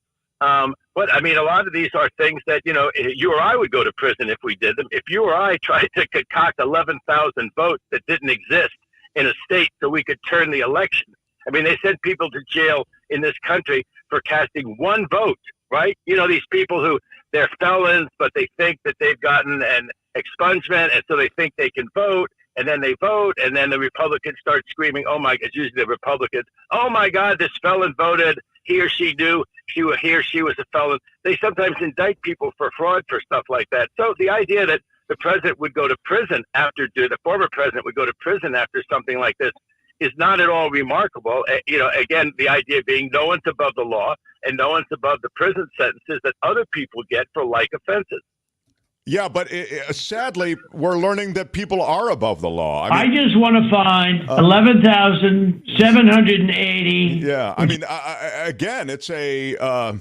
what do you have to do to be arrested? I mean, right. come on. I mean, I think you just articulated so well how you know, we have people accidentally voting in the wrong place or voting when they shouldn't, and they actually prosecute that. Meanwhile, this guy is he's head of the parade anyway that's associated with overturning election results in Georgia while he's busy absconding with 11,000 classified documents, et cetera. I mean, look, that's just part of it. His administration was a treasure trove of violations either of ethical standards or of legal standards. And yet it seems as though getting him is the toughest thing. You know, it's like that whole Sherlock Holmes Moriarty thing or you know, how the villain in all these superhero just somehow escapes, and you know, it makes for the sequel. I want you to speak to that, but I also want you to include in your answer, if you would, please. You talked about Eastman and you talk about Meadows. You did mention Lindsey Graham and Giuliani. Do you think they would actually level charges against Lindsey Graham? Because to me, that is a shade off, or maybe half a click off of where Trump might be in terms of a political official who is high profile enough that it would be problematic to charge him. I don't think Lindsey Graham, the senator from South Carolina, is going to be charged in this case. I don't think he has any defense that it's the speech and debate clause. I think that, you know, he was not on the floor of the Senate. He was getting involved in, you know, real retail politics in another state, no less. So I don't think there's any legal reason or he'd have any special defense. But, you know, it's a lot to bite off. It really is. Okay. Again, I don't mean to rain on everybody's parade, but it does really present issues. I mean, you know, some county prosecutor in Texas or, you know, in Wyoming decides to charge Biden in a local court. You know, this is a real problem and I think this case is so righteous. It's so strong that it should be brought. As Kim said, he's on tape. And I think it's very simple that he means to concoct those votes. I think just from the context and hearing him, I think even if a Meadows or a Giuliani said, I thought that the president, from my conversations with him, the ex-president, really had a doubt in his mind and really was doing the right thing. I don't think he sounds like someone who's doing the right thing on that call, and you have his voice. Having said that, I think that prudentially that the prosecutor there in Fulton County is going to be really careful what she bites off, and I don't think she's biting off Senator Graham. Giuliani, Giuliani's a disbarred lawyer at this point, or at least he's a suspended lawyer.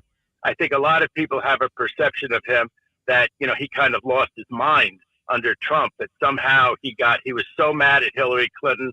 He was so eager to get whatever he was trying to get, you know, golf outings around the world or whatever, that he really did cross the line.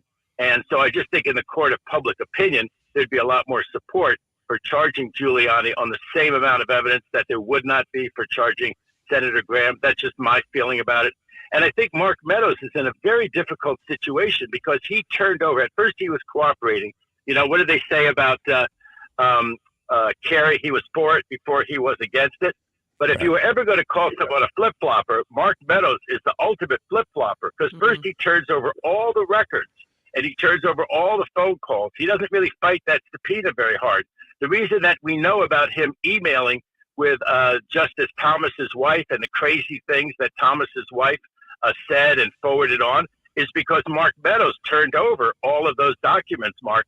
But then when it came to actually testifying, he started to assert executive privilege. he may yet try to assert some kind of Fifth Amendment privilege of his own, that it would incriminate himself. So I think Meadows is in terrible shape because he either takes the Fifth, which is a terrible look, or he testifies, but he's got all of these records that lock him in to what actually happened. So if he tells a different story, for all we know, he's the person who the grand jury down there in Atlanta, Georgia, thinks was the one who was lying. But it could be lots of other ones. You know, they had, I think they had over a dozen witnesses down there. And now, of course, the ball is in this Fannie Willis's court. She's the DA down there. She's got her report from the grand jury. She's got the unredacted one where they're recommending who ought to be indicted. And so I think there's really pressure on her to go with the first round of indictees. And I don't think, as much as Trump deserves it, that he's going to be in that first round of indicted people. That's what I think. Well, you've actually made a very good case and explanation for why it won't happen. One of the better ones I'm sorry, I've heard. Mark. Yeah. I mean, it just, you see this presidency. I'm such a downer guest. I used to do this to Pat Thurston, too. You know, we're I think it's a result of being in the society we're in, litigious society maybe, and everybody feels as though they've got a lawsuit, right? And it's that, like, when you feel, I'm going to sue this guy, I'm going to call a lawyer, and you call, and then the lawyer says, actually, you really do not have a case here. And it's that feeling. I lived that feeling for 4 years under Trump, and now I'm living it in the aura that he's left behind, the legal aura.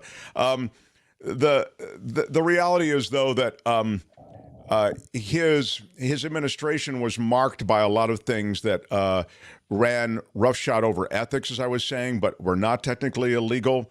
I mean, I'm thinking of the emoluments clause. I mean, even that has a wide interpretive aspect to it. It was, to me, that word was about to roll off my lips, and the court delayed that so much. And he didn't have either house of Congress the first 2 years. But what he did just with that hotel, the old post office, thank you, yes, was such a charade. I mean, the Saudis came, they paid $10,000 to rent a room for a night. They rented for $500. They all went drinking there. They paid these crazy tabs. The Secret Service, right? They normally pay $1,000 a night, and they need 3 rooms. But with Trump, when he's president, they need 10 rooms, and they pay 3 times as much, and it's always at a Trump property. I thought that case was dead to rights, but one thing was to find someone withstanding. The other hotels tried to move on that, but of course they couldn't bring a criminal case. They were the victims. That people were not staying at beautiful places like the Marriott or the Ritz. They were staying at the tacky Trump hotel, which, by the way, doesn't seem to be making it. As soon as it wasn't a way to buy favors from Trump and his team, it seems like nobody really wanted to stay there very much. They went back to the Marriott and the Ritz, right? Now, you said it so well. I mean, that's exactly right. It was a pay-to-play setup, and there were, even in the case of the Saudis, and I also want to say the UAE maybe as well, there were entire floors of that hotel rented, and other Trump properties as well around the world, that were never occupied. It was essentially just a way to get more money into the Trump organization. And it wasn't just foreign powers. It was also the corporations that wanted okays in, I think, T-Mobile. It was the one I recall specifically. They wanted an okay on a merger, so they bought out a bunch of the hotel the night before their meetings, before the executives associated in the White House Oval. So, that seemed to me to be such a layup. And then, again, the legal realities, it just slipped away. So, as we talk about these other cases, Can I mention one other thing too? Yeah. Can I mention one other thing too? The august House of Representatives is now getting into Hunter Biden. Of course, those of us who are not like card-carrying, Trump lovers or Jim Jordan lovers sort of watch in amazement, because one of the reasons we're watching in amazement is that they're not interested in Kushner. Now, Kushner had this building in New York City that he'd overpaid for along with his family. They couldn't get rid of it. It was a famous building called 666 Fifth Avenue, known as the Top of the Sixes. They couldn't get rid of the Top of the Sixes. They paid more than twice as much for it as they should have. They got bailed out by some Canadian fund that it turns out was controlled by Qatar, the Qatar country. Qatar, right? They get bailed out for $500 million. And then, of course, Kushner goes and gets himself in the middle of a controversy that looks very much like he was on the side of. No one in your audience can guess what Middle Eastern country he went in on the side of. Cutter. Yeah. Cutter, my Yeah. friend. And Yeah. now, he leaves office and he gets this $2 billion fund, funded by some other Middle Easterners. The Congress of the United States and Jim Jordan and this guy Comer, they have no interest in it all, right? But of course, whether there was a wink and a nod from Biden to his out-of-office father, Joe Biden, now the president, this is going to consume, their attention for the next, 2 years. But no interest in Kushner. The Democrats are trying to put the focus on Kushner, and Kushner, from what we've seen so far, is resisting it entirely. Well, if you really want something, I mean, that's exactly right, of course. David is just so right on. But Kushner's brother, Jared Kushner's brother, look at his business. Look how his business exploded. Look at all the gifts that the last administration gave him, and look at his business now. He's the one who was able to really exploit access to his brother, who was the shadow president, in effect. You can read the book Kushner, Inc. from Judy, I forget her last name now. She's been on the show, and I'm embarrassed I don't remember her last name. But she does a great job on that and a great takedown. And yeah, I mean, it was, and as you've articulated so clearly, Jared Kushner runs this fund, and it's funded by the Saudis. Where was the Trump? This is like playing Trump greatest hits with you. I love this, David. Where was the Trump first overseas meeting of his administration held? Saudi Arabia. I mean, it's just, it was so There's clear. never been anything like this. Yeah, it was just so clear, David. I Was really. that the one where they had the weird globe? They were all Yes, sitting around where they and had the touching weird- the weird yes. globe. That was like a James Bond movie. That was It like was. the villains in a James Bond movie. Trump, the Saudi, the other guy holding the globe, looking at the globe. It World was the domination wildest by the photo oil op. industry. That's not Saudi Arabia pays cash. Yeah. Oh gosh. Can I yeah. mention one other thing? Can I mention one other thing? We used to do this with Pat Thurston. We do the lightning round. All right, go ahead for it. But a man who is free in America and who will not be indicted is Matt, the Gates of Hell, Gates. I did predict at that time another downer appearance by me that Gates would not be indicted, that the 17-year-old girl was not going to lead to an indictment, that he was not, at least as most people understand it, the sort of pimp who gets indicted under the Mann Act. He might have been his own kind of pimp the way the kids use it, and obviously he shouldn't have been running around with a 17-year-old girl, and he shouldn't have been paying for all that stuff and lavishing gifts on her and having her meet him for assignations. But having said all of that, I didn't think it was really a proper Mann Act prosecution, and that's what Merrick Garland has recently decided. So Gates is Gates not going walks to be away. charged. I do hug and kiss people casually. It is the case that he just runs roughshod. Gates is amazing. I mean, he really is, and he's a smart guy too. But he's got a little bit of a proclivity that might get him into trouble. David Katz. Can I tell you the best line? The best line from the whole case is he was the wingman for some guy who was the treasurer down there. The treasurer committed all kinds of crimes and got 11 years in prison. He seemed to be a total menace in Florida, this guy who got the 11 years in federal prison. He wanted to roll over and flip on Gates and get a big sentence reduction. That didn't work out for him. And his lawyer, the lawyer for the 11 years in prison guy, was very upset. And he said, why prosecute the privileged when defendants of limited culpability provide sufficient cannon fodder? Whatever you can say about the guy who wanted to flip on Gates, he was no angel, nor was he a person of limited culpability, as the judge found when he gave that guy 11 years in prison. He was hip deep in it, that guy that you were talking about who got prison. It was crazy. I mean, really, he was a serious, I think, borderline sex offender, you know? So it was... It's fantastic. He also stole your driver's license and tried to exploit the information. That's right. He was That's the head right. of like the whole Florida DMV. Oh, that's just crazy. Crazy. David, we love talking to you. Much to cover already as we expand this conversation for next week. Thank you for being here. Appreciate it so much. Think of the circle of friends of Matt Gates. Scary, huh? No, thank you. There's never been anything like this. Oh, I love it. David Katz, everybody. Bye, David. Thank you. Oh, my gosh. Wow. The Mark Thompson Show. major announcement from the Mark Townsend Show. A major announcement. We like major announcements. We like major announcements on this show. We give major announcements a special spotlight.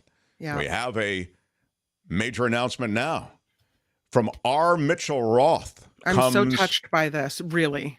First of all, an unprecedented donation size. Never at one time have we had a donation of this size. Yeah. But then when you read the message, it's even more powerful. Hey, Mark, this is from my mom, who's here taking care of my preschooler who's stuck home with pink eye. She is the best. We listened to KGO every day until it was, that would be effing dumped, maybe, from the air. Sounds about right. Thank you all for keeping that spirit alive. One request. Can we get a Ron Owens spot? And love to your dad and family. Thank you so much. I don't know what to say. It's It's a $300 donation, and that is, as I say, unprecedented. There's no constellation of thank yous that, can possibly express how touched we are by that. It's a real cut through. I'm not gonna cry. Yeah, I mean, I feel like this is clearly in cry territory. Yeah. Thank you. I'm already crying over here. Big Dan Ashley shout out territory. Yeah. And thank you so much territory. Thank you and so much. Thank you so much. Oh, Mitchell Roth, $300. And hello to your mother as well. Quite the lady. I'll give you another. Thank you so much. I feel, yes. Yeah. Now let me speak to Ron Owens and the request. As you know, I'm good friends with Ron. I'd say that we're family, really. And Ron, I've tried to get on the show many times, and even on KGO. So let's go back 4 years. I've been trying to get him to come on. Now, he did at the beginning in our first year. Ron did come on, and we told the story about us getting busted for gambling. I'll tell that story maybe next week. But Ron and I were part of an illegal gambling ring. What? For sports. I mean, we were just the gamblers. We weren't. It wasn't our ring. You know what I mean? But when they busted the ring, they saw our names on the list, so we got called into San Jose Vice. My bad. I'm sorry. So, and Ron said, we ought to get a lawyer. I'll split the cost with you. So we did. We got a lawyer. It was expensive. I mean, it was like between $3,000 and $4,000 to get the lawyer. And that was a lot of money to me. Yeah. And it still is. It was wrong, it was stupid, and I'm trying to be a better person. We didn't need a lawyer. They weren't going to prosecute us. They just wanted to find out what was going on anyway. So that's how far back Ron and I. So Ron and I told that story on the air my first year on KGO. And I tried to get Ron to continue. And then, as you know, Ron retired. And I asked Ron to come on with us. And he said, I'd love to. I just don't feel as though I'm 100%. And I said, Ron, you sound great. I don't know what you're talking about. And he said, I'm not 100%, Mark. I can be better. And I want to be better. And I can't be because of, all of the things that he's dealing with from a health perspective. So I just honestly don't think he's going to come on. I will keep asking. And I love Ron, and I love his takes on things. We disagree about a lot of things. In fact, in his first year when he was coming on all the time, remember, Albert, I was disagreeing with him all the time. Yeah, it was just your daily disagreement with Mark and Ron Owens. It's true. He would do his commentary, and then I'd come on. He was a very anti-AOC. I'm very pro-AOC. It doesn't mean I agree with everything she said, but I remember that was one area where we disagreed. And I really do love Ron so much, and so I will tell him of your love for him as well, and that you honor him this way, and that you honor your mother this way, and she sounds like a really cool lady. And R. Mitchell Roth, what can I say? So very, very cool of you. I thank you so much for that. So there's never been anything like this. Really touched by that. I wanted to hit that 5 minutes ago, Mark, but I was trying not to. Right. Yeah. I mean, I'll say, aside from the Seacrest farewell today. This is the most moving moment in the show, is this R. Mitchell Roth donation. But it really is extraordinary, man. I don't know what to say. I mean, really, really special. While Also, we're here, let's just to knock out the rest of the shout out to Ms. Organic. What up, Ms. Organic? Big shout out. Yeah, big shout out. $5 super sticker. You can leave us super stickers and super chats, as you've just seen. Sharon Kidd, regular. Big shout out. Big shout out, Sharon Kidd. Thank you for the $20 today. Really cool Pride super of sticker. Willits, right? The Pride of The Willits. Pride of Willits. She right. showed us the pictures of the snow. And I believe she's ordered the hottest item on the Get Mark merch site, which is behind me. Oh, the hottest item is. Is that the sweatshirt? It is the hoodie. Oh, the hoodie is right behind me. It's tastefully, the Mark Thompson Show logo is on there. And Is that you can a find pullover or a zip up? it. It is a pullover, and one of the things I like about it, because it's a pullover, is you have the clean look in front. Yep. When you have the zipper in front, it's not as clean a look. Now, that's got its own virtues, but I'm just saying, really like the pullover. And, of course, it has the single pocket in front, which is where you can keep your major announcements. So it's really... and your photos of Mark, yes. It's got it all. It's got it all. Anyway, that's at getmarkmerch.com. The other thing, and you can find it behind me as well, is the... What is it called, Albert, please? The fanny pack sling cross body bag. Yes, there you go. And that is where you can keep your stuff. And then inside, it has the Easter egg. You open it up, and there's a picture of me. But behind the picture of me is a pocket. That is a pocket where you can keep the really important stuff. So Where are my weed smokers at? you know what I'm talking about. Keep the good contraband stuff, back the there. Good stuff. Yeah. So good stuff. And we got a couple more. We got another from Spencer. okay. Spencer, $20. What the hell is going on in the United States of America? There's your Ron Owens. Spencer is a regular on the show, regular contributor, a regular listener, but not a regular person. No, an extraordinary person, and a big shout out. I'm not gonna cry. How about What's a up, shout Spencer? out? Big shout out. No, okay. Yeah. Thank you. Spencer, thank you. And I will say, Spencer, you're a person who could get me to cry. I'm not gonna cry. I'm not gonna cry. You could get me to cry territory, though, I want to say. I'm not gonna cry. I'm not gonna cry. Kevin Hobbs, definitely same category. Look at that. 33.88. Wow, Kevin Hobbs. I'm not gonna cry. I'm not gonna cry. I'm not going to cry, Kevin. You are regularly a supporter, and you really help us keep the lights on. Thank you, Kevin Hobbs. Thank you so much. Yeah, thank you so much. You, Spencer, what a day. All of you who are regulars here, Sharon, etc., you regularly donate, and then that extraordinary donation today. Wow. I mean, just unbelievable from R. Mitchell Roth, that $300. Wow. Extraordinary. You can smash the like button. That's free. Smashed it with your iron rod. Hit me with a thumbs up. It helps us in the algorithm of YouTube. We're going to take a break with Kim's news.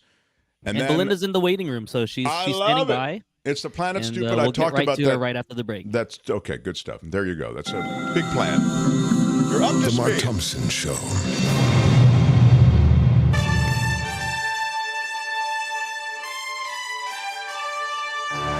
And this report sponsored by tax attorney Steve Moskowitz at 888 Tax Deal. Let's talk about President Biden. He spoke moments ago justifying the shooting down of 3 aerial objects over the United States. What were they? Why were they flying over the United States? Well, in his first comments, since the objects were detected, the president said there's no evidence that 3 of these objects were related to the Chinese. The president says intelligence teams are still investigating, and he said, quote, "We don't know yet exactly what these objects were." The objects recently shot down after they floated over Alaska, Canada, and the Great Lakes region. The governor of Ohio says he's been trying to get help after the train derailment in Ohio, but he's not having success. He says he's been unsuccessful getting anything from FEMA so far. This is Senator Sherrod Brown called on Governor Mike DeWine to declare a disaster in East Palestine. The Democrat saying he remains concerned about the hazardous materials released into the air and the ground across the region and the potential long-term effects on people's health there. Former baseball player and broadcaster Tim McCarver is dead at the age of 81. He played 21 seasons in the majors. He won 2 World Series titles with the St. Louis Cardinals. He would go on to serve as the lead analyst for 23 World Series broadcasts. Again, that is Tim McCarver has died at the age of 81. Yeah, he was on the color commentary for the 3 World Series that the Giants won in 10, 12, and 14. Ah, okay. Yeah, so he had a long career. It looks like he won a couple World Series as well. I think Albert will miss him. Is the way that goes. The man who shot and killed 3 students and injured 5 others at Michigan State University this week, it turns out, was armed with several guns. The police are saying now that he was armed with 2 guns and several magazines of ammunition. Investigators also found a note where the man said he was going to shoot up MSU and made other threats, including one against a previous employer.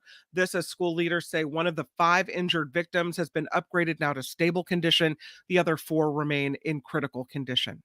And Nikki Haley believes former President Trump will do well to take a mental competency test that she wants to have older politicians take. The 2024 Republican presidential candidate said Trump did well last time, and she thinks he would excel this time around as well. But if you get it in order, you get extra points. Yeah. Man, woman to camera TV. The former South Carolina governor said the test needs to be implemented for those who are older than age 75. I don't know. Do you think so? Is that ageist to require people to take a test? Here's, it'll never happen. Here's what the response would be. They take a test every 4 years, every 6 years, you end up with that response, which is the people give their candidates a competency test, a cognitive competency test and a political competency test. So, it's possible that some of the younger folks in Congress could use the competency test as well. Thank you. It's, competency, right. And sometimes I wish that they were completely not there, Yeah. More tech layoffs. Unfortunately, this is DocuSign this time, letting go of about 10% of its employees, being described as a move to support the growth of the company. The cuts being completed by the end of June, of course. Well, at least they can, sign their exit papers with the DocuSign app. They don't have to actually be there. See, it's that's a play on the company, Well, I use DocuSign. You can't blame me. Yeah. Okay. And I want to end with this one because we have Belinda in the wings, and I'm sure she's following this story as well. This is taking place in Hawaii. They're now taking action against an octopus farm that has been operating without a permit. The Kanaloa Octopus Farm in Kailua Kona, currently closed to the public. They had offered tours 7 days a week. They charged people about $60 to touch a wild-caught day octopus. Last month, the state's Division of Aquatic Resources sent a letter to the farm owner ordering him to cease and desist non-permitted operations. The man owning the farm disputes the claims, describing the business as a research facility, said he was working with the state to make sure it was in full compliance. Meanwhile, in Washington state, Representative Strom Peterson has introduced legislation that would ban octopus farming, saying the creatures are intelligent and that farming them for food is inhumane. This report, sponsored by tax that's attorney. True, of course. Yeah. Go ahead. Thank you for having that story. It's absolutely true. Yeah. They take them from the ocean, put them in these big bins, let people come and mess around with them. Yeah. It's the whole thing is horrible. It's all horrible. Yeah. This report, sponsored by tax attorney I don't Steve think Moskowitz. You should apologize for how you feel. All right. He is not horrible. As a matter of fact, he's the best. Steve Moskowitz can help you with any tax problem you got. He is at 888-TAX-DEAL. He is at MoskowitzLLP.com, and he is the one that can help you out. I'm Kim McAllister on The Mark Thompson Show. The Mark Thompson Show. Yeah, thanks, everybody. We're running behind, so I want to get right to it. I am excited to have this. Can we talk to Belinda, and then we'll get the final shout-outs? Albert, is that cool with you? I also sounds good to me. All right. And then without any further delay, let me Let me bring her on. She is magical, and she gets her own open, I think. It's planet Earth. Some call me nature. I am very passionate about the planet. A living, breathing planet capable of sustaining whatever life forms we see fit to deposit on it. Spock, judging by the pollution content of the atmosphere, I believe we have arrived. Is the planet stupid? No. It's the planet stupid.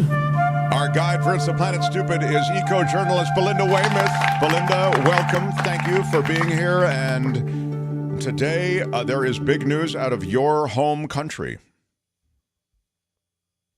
I think Belinda, Belinda's you might be muted. She's muted. Can you unmute her?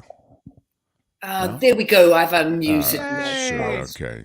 Yeah, I'm a big girl. Hey, everybody. Yes, so New Zealand, it's being battered by this Cyclone Gabrielle, and it's very intense. And it's very intense where my family live.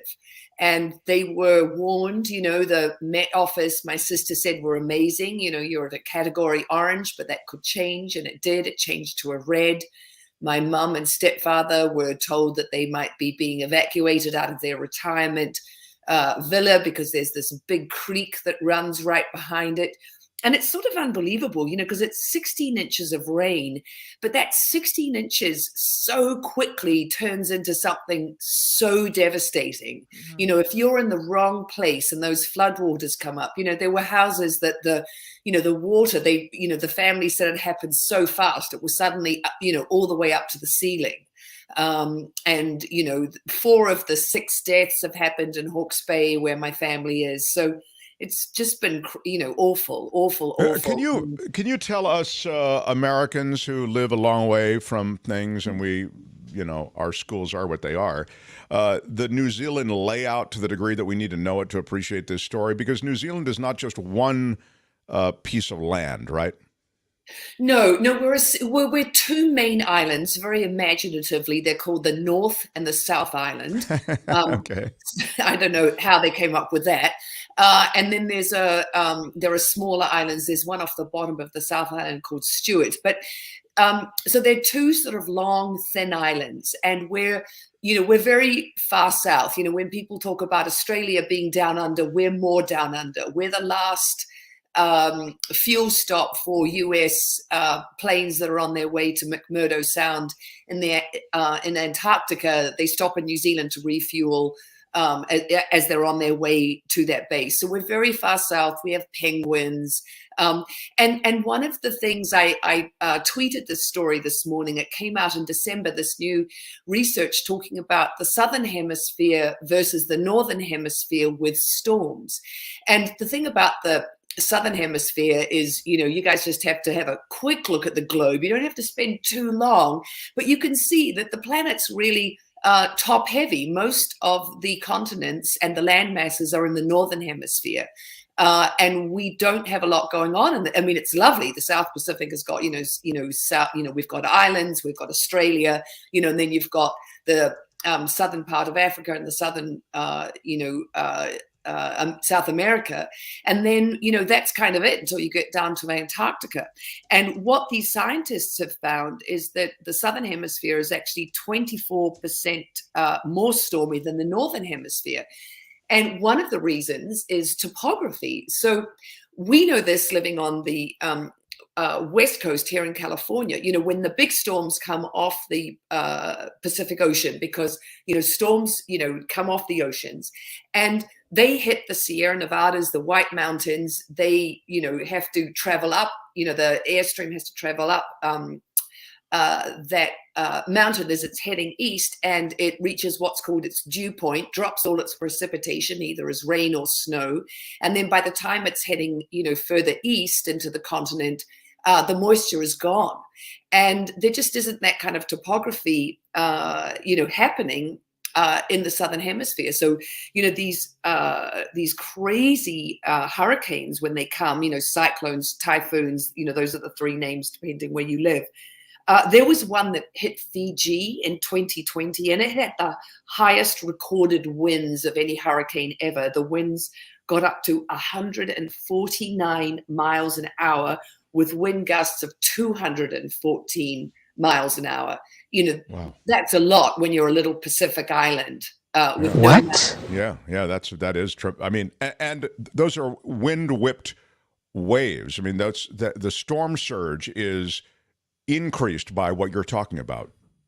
Yeah. So the other thing that's driving storms, and the things that really affect it, are also the ocean currents. Now, the thing is, in the southern hemisphere, the ocean currents are still working as they do, and the cold water upwells, from the Antarctic, and then it heads up. There are these huge ocean circulation models, and I won't get too bogged down in them. But what's happened in the northern hemisphere is circulation systems are really being affected by the loss of sea ice and the heating up of the oceans, and so they're slowing down the circulations. These big currents are slowing down, and that's also reducing storms in the northern hemisphere. Not that the northern hemisphere is not having its share of storms, because we just had these crazy atmospheric rivers, hit Northern California.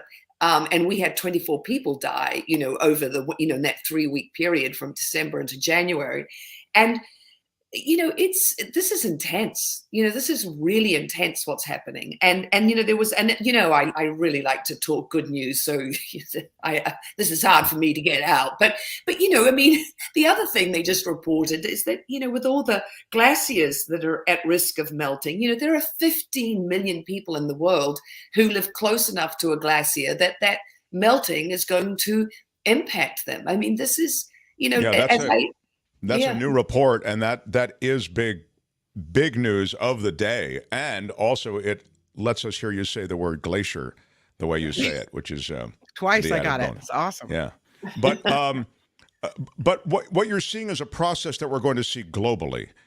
You're saying a supercharging of these storms of the sort that we've just seen, and in the southern hemisphere, the impact is felt enormously. We don't get cyclones, hurricanes, typhoons, whatever you want to call them, on the West Coast because we get the effects of them as they fall apart from Mexico because of that upwelling you're talking about. So the water's too cold to support and continue to sustain tropical weather systems like that.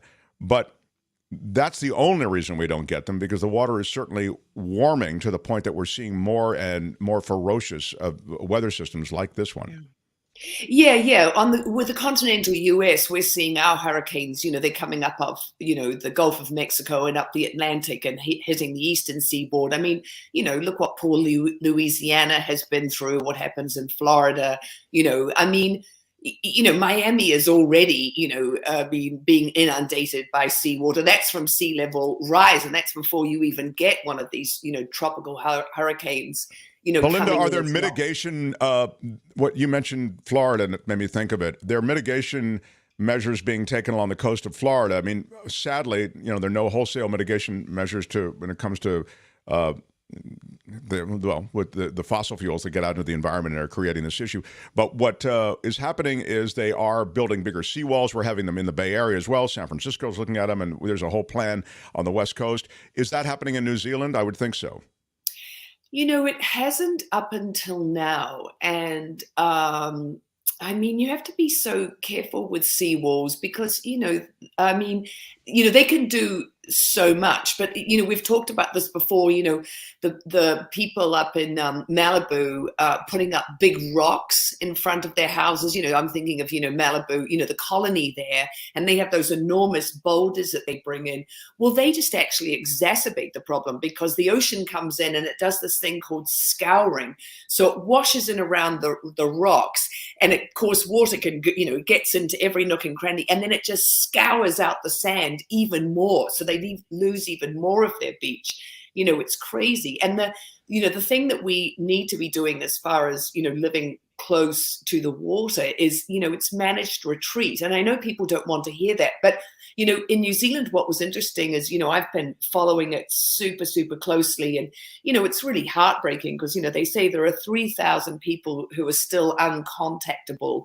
So, the 6 dead. They think it's, it's going to be a lot more than that. But, people talked about being up above rivers and looking down and just seeing their neighbors' houses washed away in front of them. And a lot, so if you're living in these low-lying areas, reclaimed areas, so you look at a lot of Florida, that's, a lot of that is reclaimed.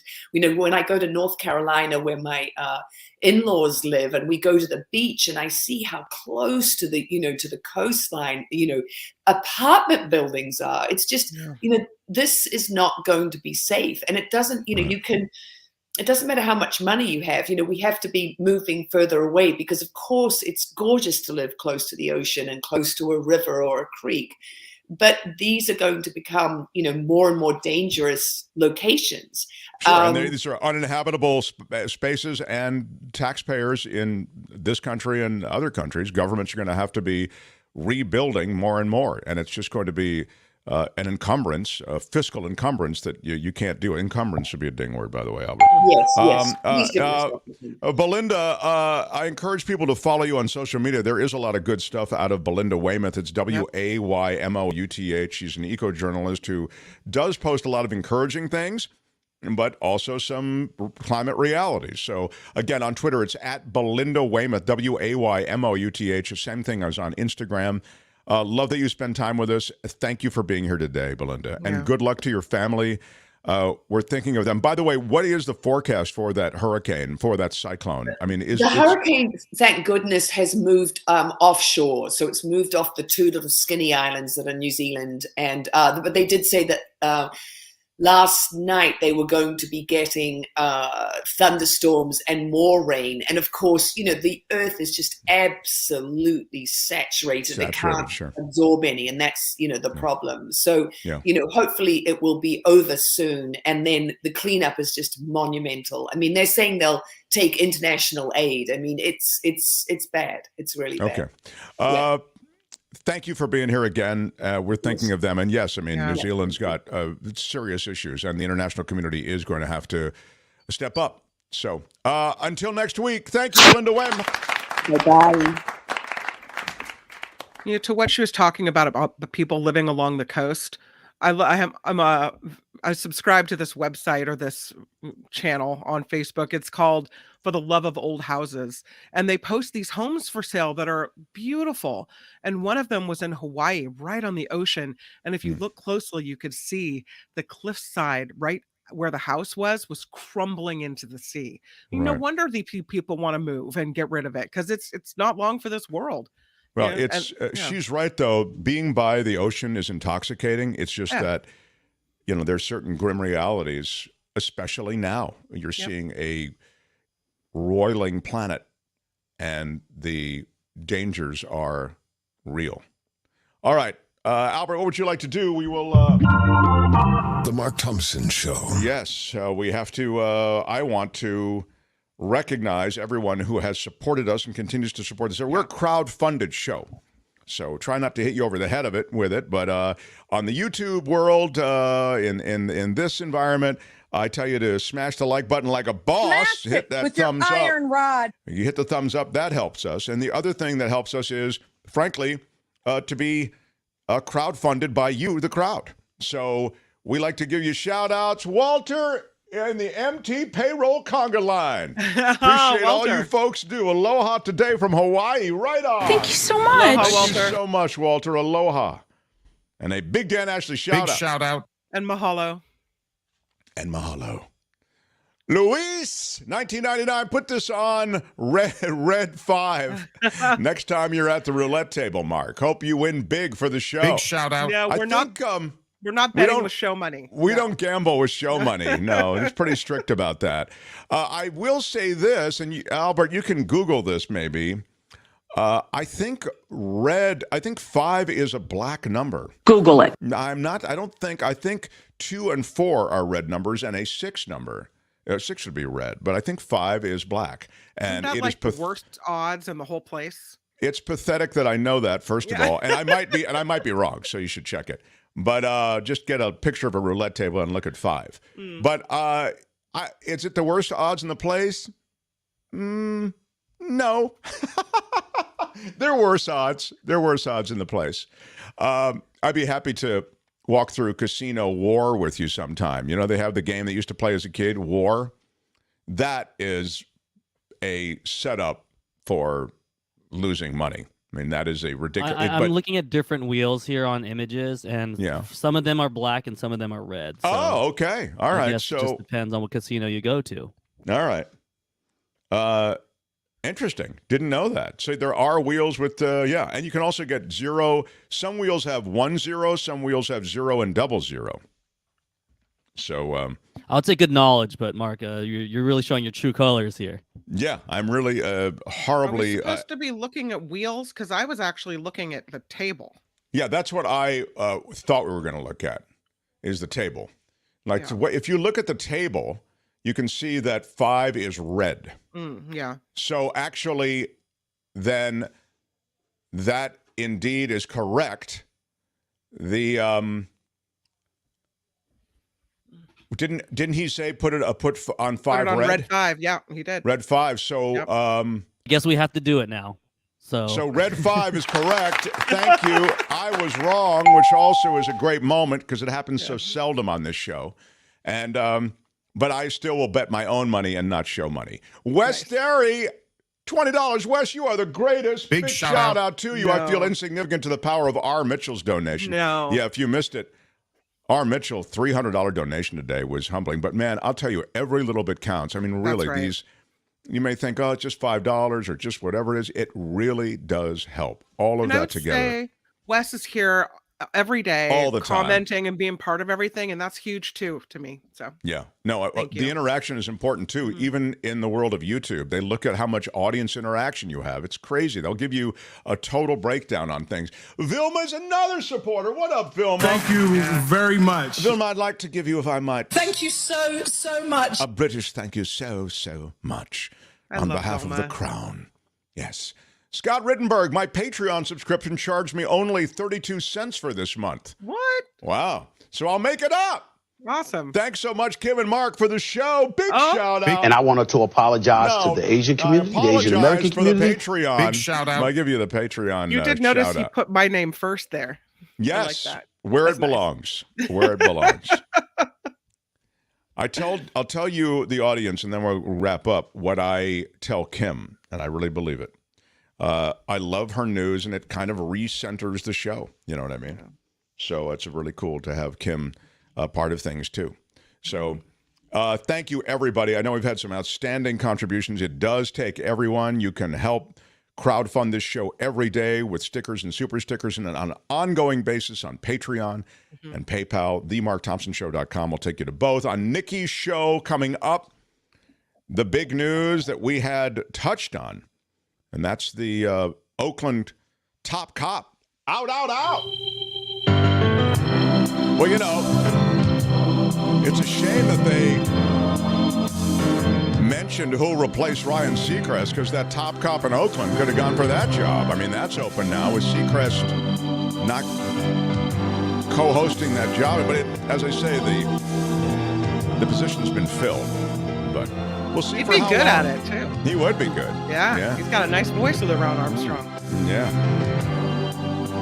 Recommend us to your friends. If you don't have any friends, please go out and make some friends today, just so you can get us to 10,000 subscribers. Yeah. After that, you can cut those friends loose. Yeah. Thank you for being here, everybody. Get over to Nikki's show next. We appreciate everyone, Steve Moskowitz, and everybody who makes the show happen. Albert, thank you. Kim, thank you. And until tomorrow, I'm Shadow Stevens for The Mark Thompson Show. Bye-bye. It looks like that's all the time we've got. Out of time. Bye-bye. Bye-bye.